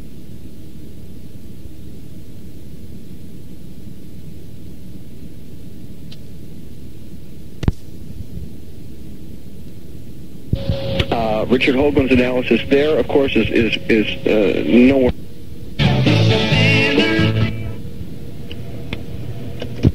That don't have the detail that some of the other photos have got. But there are some structures there that really oughtn't to be there, and it takes somebody like Richard to explain why they shouldn't be there, and that has to do with the way erosion occurs on the moon. Mm-hmm. All the surfaces of the moon are of basically two kinds, either relatively new impact features basically from the impact of meteoroids that cause craters, and for a time those features are rather jagged, but over time, because of the constant rain of small meteoroids, you get a wearing down, and all of the older features of the moon are extremely smooth, undulating features. Yes. In that picture, a couple of extraordinarily odd, out-of-place things. And here again we have this concept of out-of-place things that oughtn't to be there. Less than a minute now. Okay, well, we're talking about especially the one most impressive to me, and I think to others, is the so-called shard, a tower of rock which rises straight off the surface of the moon to a height of almost 5 miles. That's right. We've never built anything that big, Art. We have no idea how, and the thing, if it is a thing, as it appears to be in several photographs taken from several different spacecraft at several different times, if it's really there, then it is most unusual. It shouldn't be there, and we have to ask, where in the world does such a thing come from? And why? All right, stand by. We'll come back to you right after the break at the top of the hour and try to get to more calls this next hour. My guest, Michael Lindemann. You're listening to Dreamland on the CBC Radio Network. For what you think during our local talk radio programming, call star 108. Right, but due to satellite transmission problems, Talk Radio 102 FM presents a previously recorded Art Bell Dreamland program.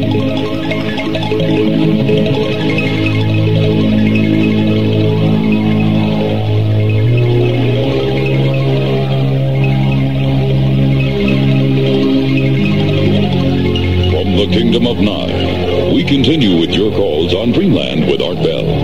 Call Art now, toll-free at 1-800-618-8255. 1-800-618-TALK. First-time callers, area code 702-727-1222. 702-727-1222. Or the wildcard line at area code 702-727-1295. 727-1295 in the 702 area code. Now again, here's Art Bell. Now again, I'm here. So is Michael Lindemann. Here's the facts. Art, great show. Thanks to both you and Michael. ETs, UFOs, really, Art. I've told you the Bible is full of this info. And of course, the rapture will simply be a massive beam me up Scotty.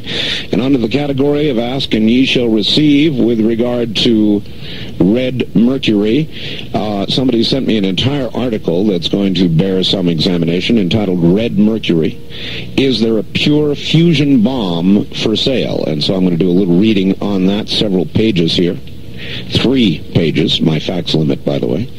And several more faxes. Without time to get to them, we'll kind of try and fit them in as we go. Michael, are you there? Yes, sir. Good. I think that we ought to pay a lot of attention to the telephones this hour, if we can. So let's try it.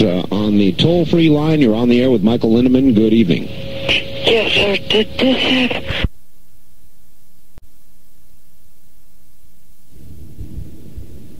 So let's try it.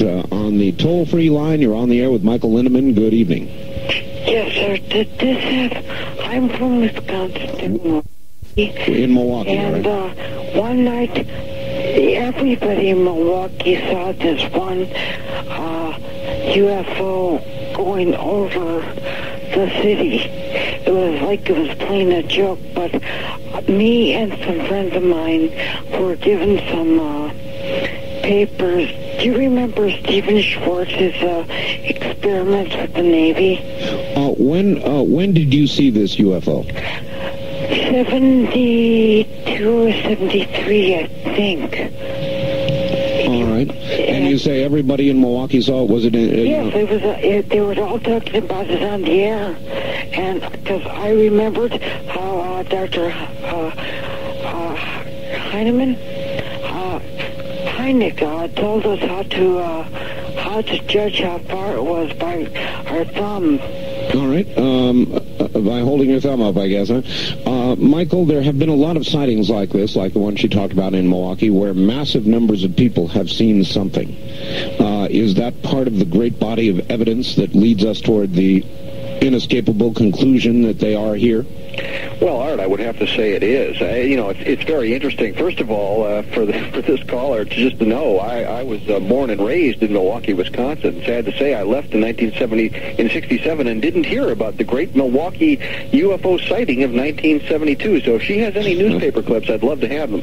But I would like to point out that period, 1972, 1973, was an absolute peak period for UFO and alien contact experiences all over the country, and some very classic cases occurred roughly between 72 and 75. For example, the fantastic abduction case in Pascagoula, Mississippi, which occurred in, I believe, 1973.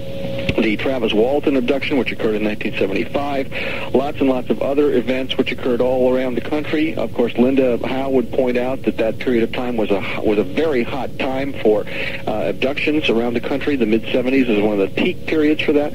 So, yes, we see, this is one of the aggravating things about the phenomenon, that it seems to come in waves. And we've seen some classic waves, and that was part of one of those waves. Are we in a peak or a valley now? Well, as regards sightings of craft, the classic sightings type, according to the Center for UFO Studies, we're in a valley, oddly enough. However, it would appear that the phenomenon is changing and that the nature of contact is changing. We are no longer seeing as many lights in the sky, but we're seeing a lot more grays in the bedroom. That's a very different kind of encounter. I'll say. And I think it says something. We can't prove this, but I'll just go on.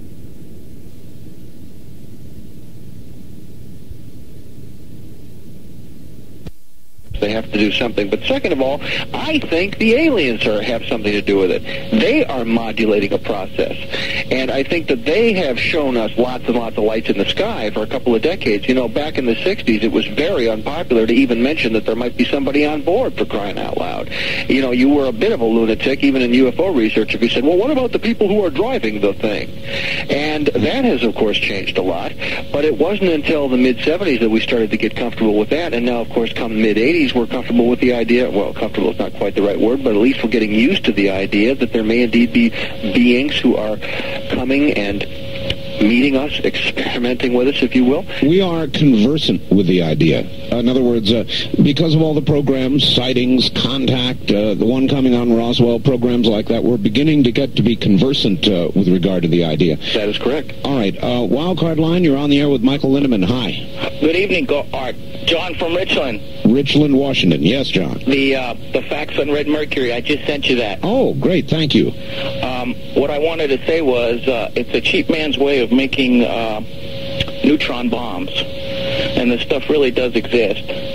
But I'd like to ask Mr. Lindemann a question in that regard, is that do you think that some of this weapons development is still based on some perhaps malevolent intentions on the visitors from wherever they may be? It is a good question. It's kind of a natural extension of what you were saying earlier, Michael. Yes, it is. Why are we developing all this weaponry? Right. And if they're warm, fuzzy little guys... Well, let me not be up saying they're warm, fuzzy little guys. I didn't say that, and I'm not sure that's true.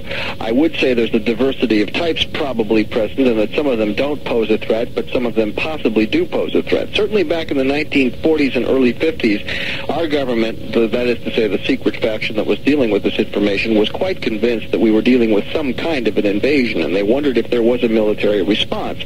They tried a few tests to see if there was a military response, and they quickly learned that if we approached the subject in a military fashion, we would get blown out of the sky. There was really no contest.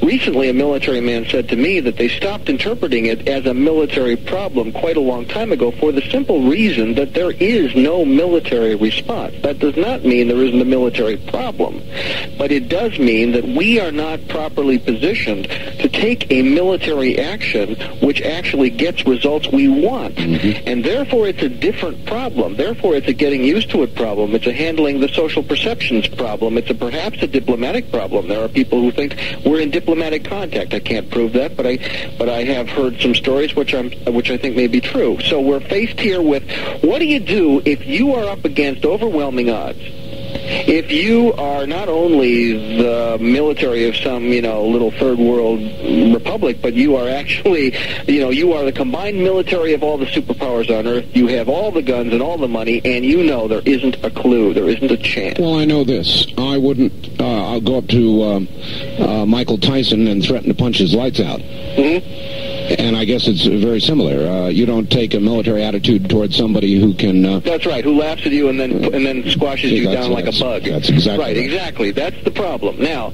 there is no sign, Art, this is my personal interpretation of all available data that I have seen, there is no sign of an intention to take over the planet. There is no sign of overt hostility, but there are clear signs that if we initiate hostilities, we learn right quick who's in charge. Yeah. All right. On the toll-free line, you're on the air with Michael Lindemann. Good evening. Where are you calling from, please? Grants Pass. Grants Pass, Oregon. Yes. I personally think that aliens are a lot of garbage, and the reason being that the human mind I see as the most powerful tool in the universe, and because of its power, it can create or conjure up or any number of ways you want to express it, these phenomenon. Now, the other thing is that in addition to that, I see that man has always been in the universe, on the earth, and because of that, there have been many cultures, there have been many civilizations, and quite possibly these artifacts and phenomena that we've been finding are a result of these past civilizations. All right. What about it, Michael? Monsters from the id? Well, I didn't interpret him as saying only monsters from the id. I think that's one possibility. Basically, if we look at all the data, I think there are three broad possibilities. First of all, we have an absolutely extraordinary degree of human delusion. Delusion in people who test normal, who test intelligence, who test non-pathological. Yes. That's one possibility. Possibility number two, some governmental or quasi-governmental entity is in possession of an extraordinary array of absolutely bizarre technologies, and they're using them with a vengeance all over the place with no visible agenda. But that's a second possibility. Third possibility is aliens. Any way you slice it, we've got a serious problem here. Neither one of those possibilities is trivial. We have to find out what it is, and to treat it with a completely open mind, we have to accept that some cases may fall in any one of those boxes. But I will say this. On balance, I believe data shows that the best probability is that some cases are alien. All right. And I will stand on that. All right. On the first-time caller line, you're on the air with Michael Lindemann. Good evening. Where are you calling from? Michael, let me turn down my radio here. All right. Thank you. Please do that. Turn it off. And also tell us I'm calling from Seattle. Seattle, all right. Okay, I got a couple of questions here. Can I shoot with them? Shoot with them, yes. Okay, first of all, that Roswell thing, the declaration, my phone might be bugged, by the way, because of that. I hope you understand that. Okay, Michael? No problem. All right. I told the person about it that has to write to you. He needs to know if he has to tell you what he saw. No, he doesn't have to tell me anything. He just asked for the declaration. Just ask for the declaration. He can tell me if he wants to, but he doesn't have to tell me anything. Send a self-addressed stamped envelope, and that's all you need to do, ma'am. Okay, then the second thing I needed to know is there was a woman from I've had a long time trying to get through to you. There's a woman from Portland that saw some circles in the land. Mm-hmm. And I don't know if I can get her phone number or if I can just report that on the phone here. Well, do you mean the crop circles that have been reported in the Portland area over the last couple of weeks, the recent reports? Yes, because in Wisconsin, back in, I think it was about 89 or 1990, they were having a lot of crop circles in their land, too. And they found a dignified, like this former caller that just called and thought it was a bunch of crock, that there were UFOs. It was a small town and a lot of dignified folks. And they saw these vessels and they saw circles in their croplands. All right, thank you. Yes, we're very well aware of the Portland crop circles, aren't we, Michael? Yes, we are. But I think it's important to note, first of all, the crop circles have been occurring in this country in quite a few different states from time to time over the last number of years. It's not just an English phenomenon, of course. Now, we also have to say that we now know from the English experience that some crop circles, including some of the very unusual, large, highly ornate crop formations, are hoaxes. It is possible to hoax some of these, but it is also next to impossible, according to our best information, to hoax some of the features of a genuine circle, such as the work of Dr. W.C. Levengood out of Pinelandia Labs, the work that he's done showing the changes in the cell pit structure, showing changes in growth rates, showing in germination rate, various changes, even changes in the electromagnetic behavior of the plant materials, saying that this is the stuff that can't be hoaxed. It takes real work to test this stuff. Now, that testing has not been done, to my knowledge, on the Oregon material, but Linda mentioned earlier that she's trying to get some samples. It would be important to find that out. That's right. I'm sure it's on the way. On the toll-free line, you're on the air with Michael Lindemann. Good evening. Art, how you doing? Just fine. Where are you, sir? Albuquerque. Mike from Albuquerque. Yes, sir. Mr. Lindemann. Yes, sir. My father was reading to me from a book by a man named George Andrews this afternoon, and in the book it states that in a one particular county in Pennsylvania in the 1970s, in a one-year period, there was over 130 UFO sightings where there was an association with Bigfoot. Are you familiar with any of this? Well, I confess I'm not familiar with the Pennsylvania sightings, but I am very definitely familiar with claims of Bigfoot in association with some UFO sightings. Bigfoot, of course, is another of these extremely strange, anomalous occurrences. There's good evidence that there is such a thing as Bigfoot, the Sasquatch up in the Seattle and northwest area there, and, of course, other manifestations of the same phenomenon in other parts of the world, other parts of the country. Right. Native Americans have been reporting this for hundreds of years. There are a few cases, and Linda Howe is someone who's brought some of these cases forward, where there have been sightings of a seemingly Bigfoot-type character in association even with the cattle mutilation phenomenon. So there may be a link. I can't prove it, but I think so. Okay. Are you familiar with the work of Dr. Grover Krantz? Can't say I am. Oh, okay. He's an anthropologist, professor of anthropology at the University of Washington. Right. And he has amassed, he's been studying the Sasquatch phenomena for a long time. And it seems now that there's several scientists that are no longer looking at the Sasquatch phenomena as let's prove its existence, an anthropological standpoint. It's now being studied in a zoological standpoint. Right. What is it? I mean, that's a rhetorical question. The question is not, they know it's there, but now the question is, what is it? Yeah, the biggest piece of evidence is the dermal ridges. Right. Are the fingerprints on the feet. That'd be virtually impossible to fake. Mm-hmm. And they're finding them left and right. I was curious if you, if there was a large connection. All right, thank you. And you do find there to be a connection. Well, no, what I would like to say is, since Bigfoot is a little outside my range of personal study, I would only say that there have been some researchers who have established a possible connection. I don't rule it out. I think it's a very provocative possibility. All right, well, since we've asked about that, how about Loch Ness? Oh, sure, and after that, let's bring in... Well, I mean, there has been serious scientific inquiry in Loch Ness, and they've had readings. I don't want to make light of Loch Ness. I personally would be thrilled to bits if the Loch Ness Monster exists, and there's a darn good chance it does. Not only there, but in Lake Champlain and the Ogopogo and some lake up in, I don't know, British Columbia or wherever it is. It is absolutely likely, Art, that there are lots of bizarre life forms on this planet that we haven't found. Every now and then something washes up on a beach on some shore of some ocean. We find with it there's a whole new class of whale or a whole new class of squid or some other creature we've never seen before. Exactly. Eels 100 feet long. It's quite possible. I'm not sure, however, that there is any established connection between Loch Ness and UFOs. All right. On the wild card line, you're on the air with Michael Lindemann. Hello, where are you? Yes, this is Dan from the University District in Seattle. Hi, Dan. Hi. And, Michael, it's been a few months since I've talked to you, but I was the one who called asking questions about the reptilians a few months ago, and you were very kind and gracious in giving me your time on that information. I'm wondering, have you ever exchanged information with Mark McCandlish? Yes, in fact, we had an interesting exchange on this very show a couple of months ago. I must have missed it then. because I was very fascinated. Well, actually, caller, that's what led to the McCandlish appearance on this program. I see. Okay. Yeah. I thought he had a lot to say, and I'll go ahead and hang up, and I wonder if you could just say a few words about his information on UFO technology. All right. We'll do that. Michael, hold on just one moment. Michael Lindemann is my guest. We'll be right back. For those of you who are having a hard time hearing it or straining to hear it on some distant radio station, my advice would be to call your local radio affiliate, the local radio station in your area, and inquire about Dreamland. And toward that end, if you would like assistance, let me give you our network telephone number, and they will give you assistance in trying to get Dreamland on your radio station.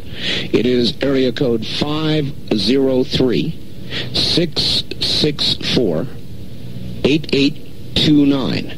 Now, do not call it now. Call it beginning Tuesday during the business week. That's area code 503-664-8829. Michael, are you there? Yes, sir. Not a lot of time before the bottom of the hour. Let's try a quick call on the toll-free line. You're on the air with Michael Lindemann. Hello. Yes, this is Tom from San Diego KOGO. Hi, Tom. Hi, I am an ESP researcher, and of course I like to have a couple questions with Mr. Lieberman. Edgar Casey speaks of the future contact with UFOs, and ESP research indicates that there is going to be sizable Earth activity in the near future. How does this coincide with your 2020 predictions of what we are going to be living through in the next 5 years with the rings of fire that are very active right now? All right. Big Earth movements, predictions by people like Casey, true.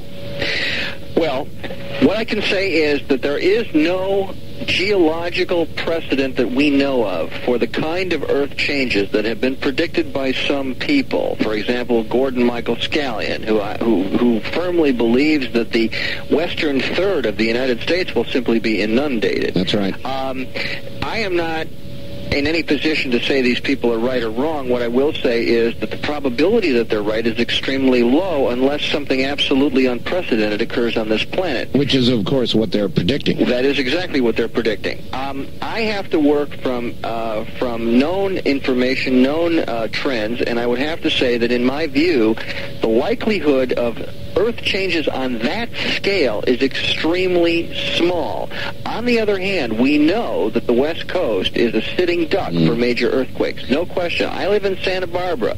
I'm going to move. I tell you, I think this area is in for some serious seismic activity. All right, Michael, very quickly, about a minute left. UFO Technologies, going back a call. He wanted your comment on Mark McCandlish and some of what he has to say. Actually, I'd like to comment on that in some length, so let's do it after the break, but I will say very briefly, Mark has alerted me to two important things. Number one, that it is quite probable that our government is in possession of what he refers to as alien replication vehicles. We can say more about that. And he has alerted me to a new generation of lighter-than-air craft that we have built, which have nothing to do with alien technology, but which are mistaken for UFOs, and in particular for the very large diamond, or not diamond, but triangular-shaped UFOs sighted in the western states. It may very well be that this is a lighter-than-air conventional technology. I would believe that because it certainly would fit the one sighting that I've had.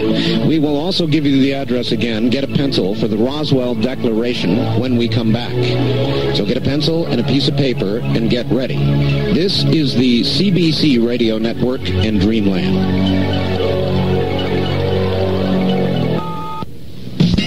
You're listening to Dreamland on Talk Radio 102 FM.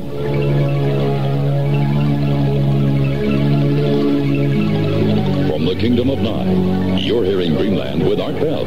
To participate in the program, call toll-free 1-800-618-8255. 1-800-618-8255. First-time callers, area code 702-727-1222. Or the wildcard line at 702-727-1295. This is the CBC Radio Network. It certainly is. Tell you what, a couple things. One, we're going to restrict our toll-free line to east of the Rocky Mountains for the next 25 minutes of the program.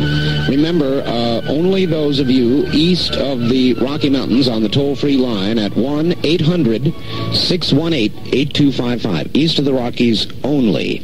Now, in addition, I do want to get this out again. Very, very important. The Roswell Declaration, to get it, to sign it, to be part of it, all you've got to do is send a self-addressed stamped envelope, no money, self-addressed stamped envelope to Michael Lindemann, 3463 State Street, Box 264, Santa Barbara, California. Zip code 93105. 93105. Is that right, Michael? That's correct. All right, good. Here's a fax that just came in.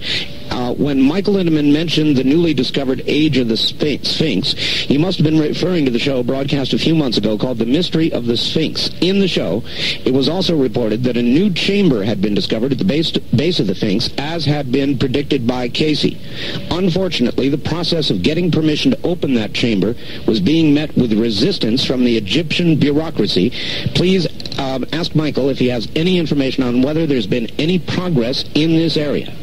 Well, I'm glad your listeners informed. That is, everything he said is true. Unfortunately, I do not have an update. I am in touch with some people who are monitoring that situation very closely, and I would like to, check with them and perhaps comment on that next time you and I talk, Art. And you could even pass it along to your audience if I'm not on the program. But right now, I'm not aware of any progress, and the person who faxed it is absolutely correct. The Egyptian government is very much resisting this. Now, there's a reason for this. It's not just a question of whether you just go digging in Egyptian soil without permission. It is a... That could... I mean, in fact, the Egyptian government may be receiving pressure from other governments much more powerful than itself. Because if they open that chamber and break loose a library of information that is more than 10,000 years old, there is no telling how many sacred cows will get butchered over that. All right, well, we'll stay in touch on that issue. On the toll-free line, you're on the air with Michael Lindemann. Hello. Hello, Mr. Lindemann. This is Todd in SeaTac. You've made repeated reference to Zecharia Sitchin and his work, The 12th Planet, yes, where he states that the ancient Sumerian tablets, of which they've found thousands, state that the Nephilim, as they're called, came to Earth and genetically engineered Homo sapien from Homo erectus. How do you feel about Mr. Sitchin's statements and the accuracy of them as compared to the Sumerian tablets? Well, first of all, you're asking me, can I read Sumerian and can I interpret the huge amount of Sumerian information in the manner of Mr. Sitchin? The fact is I cannot. And very few people on Earth can. So the fact is that very few people actually challenge Mr. Sitchin on the level of his scholarship. They certainly challenge his conclusions because they're outrageous. We can say that without any quibble. But the fact is that Mr. Sitchin is among a handful of people qualified to interpret this material, and I find his interpretation most fascinating. But I really can't comment on it more than that.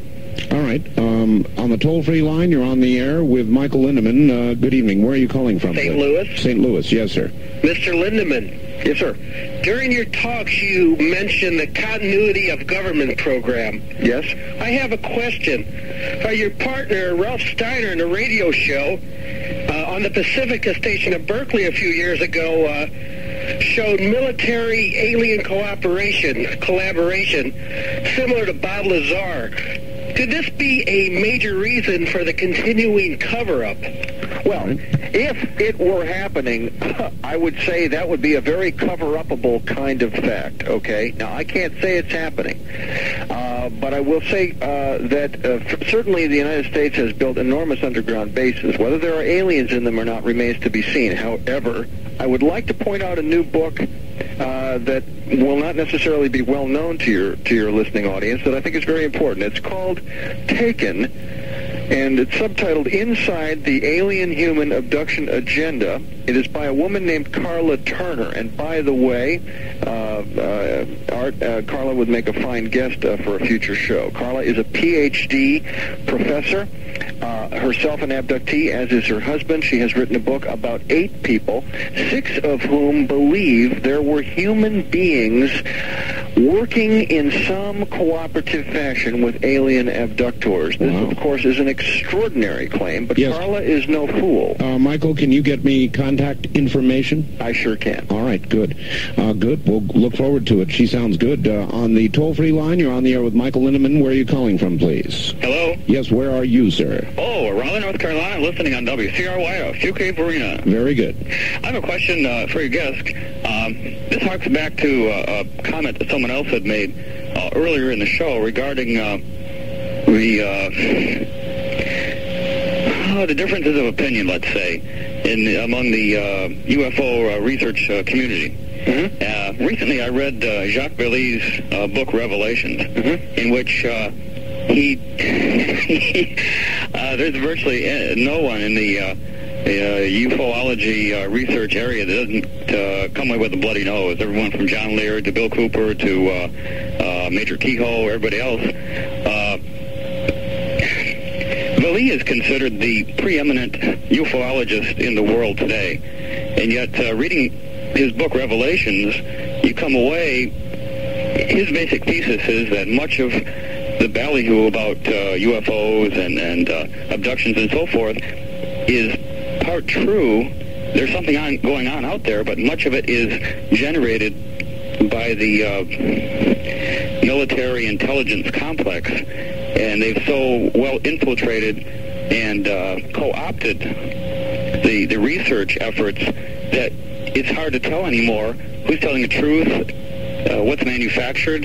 That's true. All right, I get the message. Can I comment on that? Yeah, please go right. And it's a good one. And by the way, some of the people he mentioned are not at the center of the scientific community investigating this phenomenon. But that is true. Go ahead, Michael. All right. Bottom line, I have great respect for Jacques Vallée.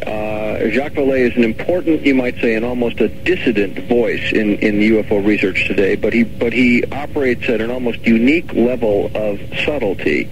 And for that reason, he cannot be ignored, even if he is making statements that make everybody angry, and he does that on a regular basis. But the fact is that Dr. Vallée is basically saying our analysis tends to be too simplistic, too linear, too Western scientistic. We are trying too hard to squeeze a round peg in a square hole. This ufology business is not a bunch of aliens that look approximately like us driving around in Toyota spacecraft. It isn't like that at all, he says. It's much more complicated, much more subtle. And he's right. I'm convinced he's right. Now, that does not mean that everything he says is right. I think Dr. Vallée takes pot shots, sometimes because he's aggravated at the stupidity of some ufologists. So I would say read his book with respect, but also take it with a grain of salt. Revelations in particular is a book flawed by a number of simple factual inaccuracies, which he has had the graciousness to cop to on a few occasions. But Dr. Vallée, if nothing else, has done us a service by saying, look, it isn't all that simple. Guess again. And he's also pointed out that there may be a control system operating in which the aliens themselves are manipulating our perception of who they are. And the caller also pointed out that the military has made such a hodgepodge out of the various situations that it's hard to tell who's telling the truth and who isn't. There's no question that that statement is true. Indeed, that is the very nature of disinformation. Jacques Vallée is right when he says that the whole field is loaded from top to bottom with deception. That deception is coming from at least three places. Place number one, our own military, our own government structure, which has had a huge stake in all of this deception. Number two, the aliens are foisting deception on us without a doubt. And third of all, of course, each and every one of us personally is prone to self-deception. This is an easy place to get completely screwed up and deluded, and we have to stop every couple of minutes and say, wait a minute, maybe I'm dead wrong. Well, all of that together creates an awfully large noise level, doesn't it? You bet. A very large noise level. The signal is a very hard one to find, and you really have to hold out. I always say to my audiences, please do not jump to the ready answer. You need, above all in this field, a high tolerance for ambiguity. We don't have the answer. All right. On the toll-free line, you're on the air with Michael Lindemann. Hello. Hi, Art. This is Linda from Maple Valley, Washington. Yes. My question is for Michael, is it possible that this wave is because it takes them such a long time to get here and get back? And what does he think about different dimensions? All right. Well, the question of dimensions is an important one. It raises all kinds of philosophical as well as physical science level questions that I'm not prepared to answer. Is it possible that they're flitting in and out of dimensions? Sure, it's just as possible that they're doing that as it is that they're traveling through time, which I regard as a possibility, or that they're using some sort of hyperdrive. I mean, for heaven's sakes, for the last 25 years, we've been hearing that the Star Trek people have something that they call warp, and indeed, if we were ever going to really travel around the stars, we would need something like that. Jules Verne, 100 years ago, said we'd be flying through the skies or traveling in submarines under the ice caps. He was right, as it happens, but that was 100 years ago. Now, are we going to come up with this technology? Maybe. Have they come up with it? Quite probably. Does it take them a really long time to come from star A to here? I doubt it. I don't think we would see the numbers we see if it was really a matter of them traveling years and years and years to get here. I think that is extremely improbable. There must be some other way to do it. All right, Michael, hold on just a sec. We'll be right back to you. Michael Lindemann is my guest. Still time to get in if you would like to try. I know the lines are awfully clogged, but be patient. You will get through. Absolutely. Lindemann, where are you calling? Yes, sir. Okay, here we go again. Short on time now. You're on the air with Michael Lindemann. Where are you calling from, please? No, you're not. We'll go here to the wild card line. You're on the air with Michael Lindemann. Hello. Hi, Art. This is Matt in Portland. Hi, Matt. Hi, Michael. Great show, Art. Thank you. Dan from the University District asked Michael, I guess on another occasion, about the reptiles. I'd just like to get Michael's input on that. All right. I'm sorry, about the what? The reptiles. Oh. Well, there are several kinds of aliens often described. The most commonly described in this country, of course, is the grays, the slightly built gray characters with the large black eyes. Right. The humanoid type, the type that look essentially like us, is the next most often reported, and then the third most often reported are so-called reptilians. Humanoid type beings that have reptilian-type features, that is, perhaps scaly skin or skin of a greenish tone, very muscular build, large claws in some cases, large teeth, odd facial features. Do these beings exist? Well, I would say the answer is I don't know, but the reports are very, very frequent, and so if these people who are reporting them aren't crazy, then we have to assume it's possible that they could exist. They would be my least favorite. If you're talking about ones to meet up with, I'm not wild about reptiles anyway. On the toll-free line, you're on the air with Michael Lindemann. Hello. Yes. Why should we know that aliens do actually exist? Where are you, sir? Okay. Well, I guess we just missed that one. On the first-time caller line, you're on the air with Michael Lindemann. Hello. This is Mike calling from Seattle. Hi, Mike. I'm a MUFON member up here, and we're busily getting out these Roswell declarations also. Great. And I just wanted to throw in an idea. What we're doing is not only sending them to MUFON headquarters, we're sending a copy, duplicate copy to each one of our representatives. And I wanted to, if possible, give out my phone number, because anybody in Washington State who wants to call me, I'll pay the postage and send a copy of a blank declaration to them. I'm sorry, caller. Without checking it out, I can't just let you give out a phone number. Okay. I'm terribly sorry. Let me just thank the gentleman. Tell you what, if they want to come to the MUFON meeting at the Bothell Library on July 16th, they can get a copy there. That's fine. That's good. Let me just comment real quickly that part of the overall strategy is that when there is a cutoff date, which is sometime in the late fall, I don't know exactly when, at that time, all of the declarations that have been received are going to be compiled, and they will be divided out according to congressional districts, so that copies of the declaration will be sent. The number that were sent from any district will be sent to that district representative, and the entire thing will also be sent to key members of the administration, including the president and the vice president. So, you're in effect, caller, you're doing something that's a little redundant, but I think it should be done. I think your representatives should know, and I applaud your effort. All right, good. On the toll-free line, you're on the air with Michael Lindemann. Good evening. Well, goodness gracious, I finally got on. Yes, where are you? I pushed redial. Where are you, sir? I'm in Spokane, Washington. All right. And we're kind of remiss because we don't have any sightings around here very much. All we had was somebody shooting the hell out of about 21 people at the Air Force Base, and then about 4 days later, a B-52 crashed at the same place, and nobody mentioned a thing about it. But on the other hand, I think this is fascinating, and Well, yes, sir. On my regular program, my syndicated program, we talked a great deal about what happened up there. Good. I missed it. Yes, I wish you were on more in this genre every night instead of more toward the political thing, but that's another... Well, now, wait a minute. You just complained about lack of coverage, and I just told you we covered it, and now you're saying you want this, I'm not saying that you... No, you shouldn't have covered it. The media should have. I see. Anyway, do you have a question? You're a special entity. I don't have a question so much as I'm just in total awe at what's going on. Most of my experiences are spiritual in nature, and gosh, this opens up a whole new area of bewilderment to me.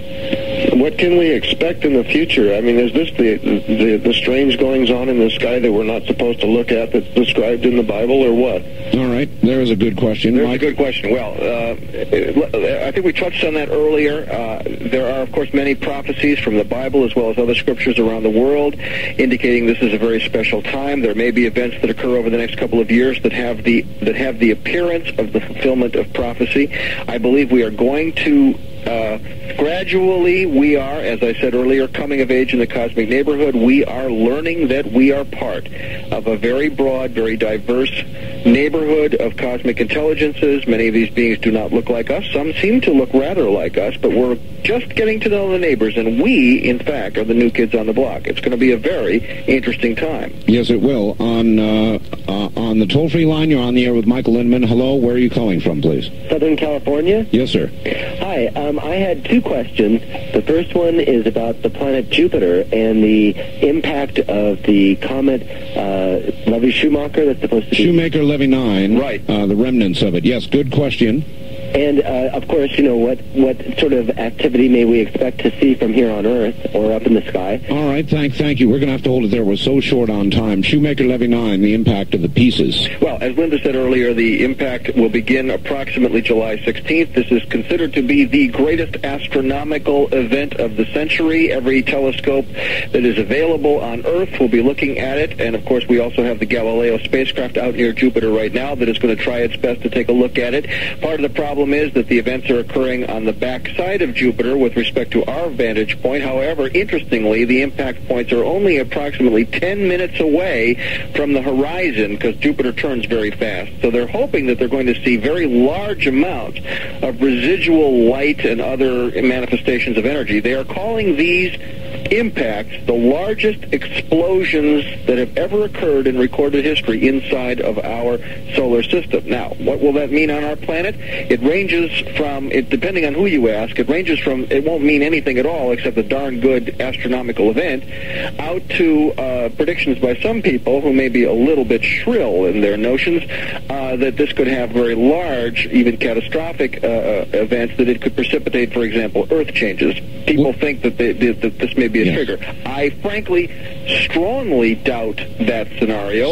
So do I, Michael. Do you think it's a big snowball or is it a hunk of iron? You mean what's coming in? Yeah. Well, according to our best estimates, it's closer to a snowball than a hunk of iron. All right, well, we're so short on time. Michael, the Roswell Declaration, so important. One more time, give everybody, please, your address so they can get it. Right. Send a stamped address self-envelope to, say that again, a stamped self-addressed envelope, there we go, to Michael Lindemann, that's Lindemann. The address is 3463 State Street, Box 264, Santa Barbara, California, 93105. And when you get the declaration, I would appreciate it if you would read it, sign it, send it in to the address on the declaration. But even better yet, when you get it, if you know people who might want a copy, make copies first, hand them out, and then sign it and send it in. So you not only don't object to making copies, please, you encourage it.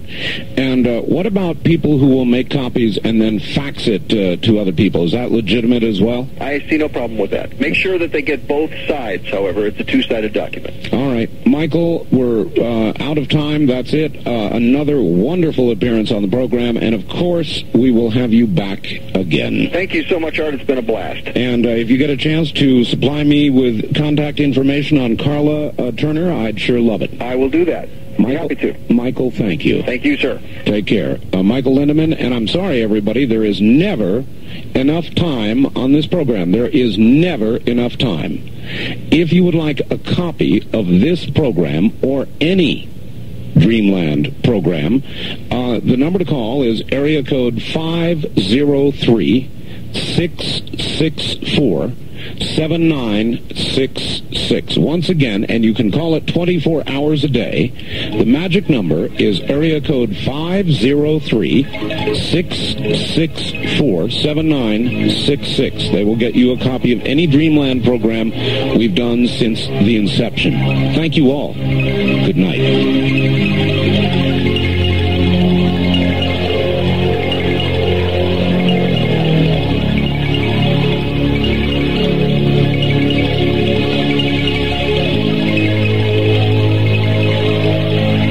This has been Dreamland, a program dedicated to an examination of areas in the human experience not easily nor neatly put in a box. Things seen at the edge of vision, awakening a part of the mind as yet not mapped. Yet things every bit as real as the air we breathe but don't see. Please join us again next week at this time for Dreamland.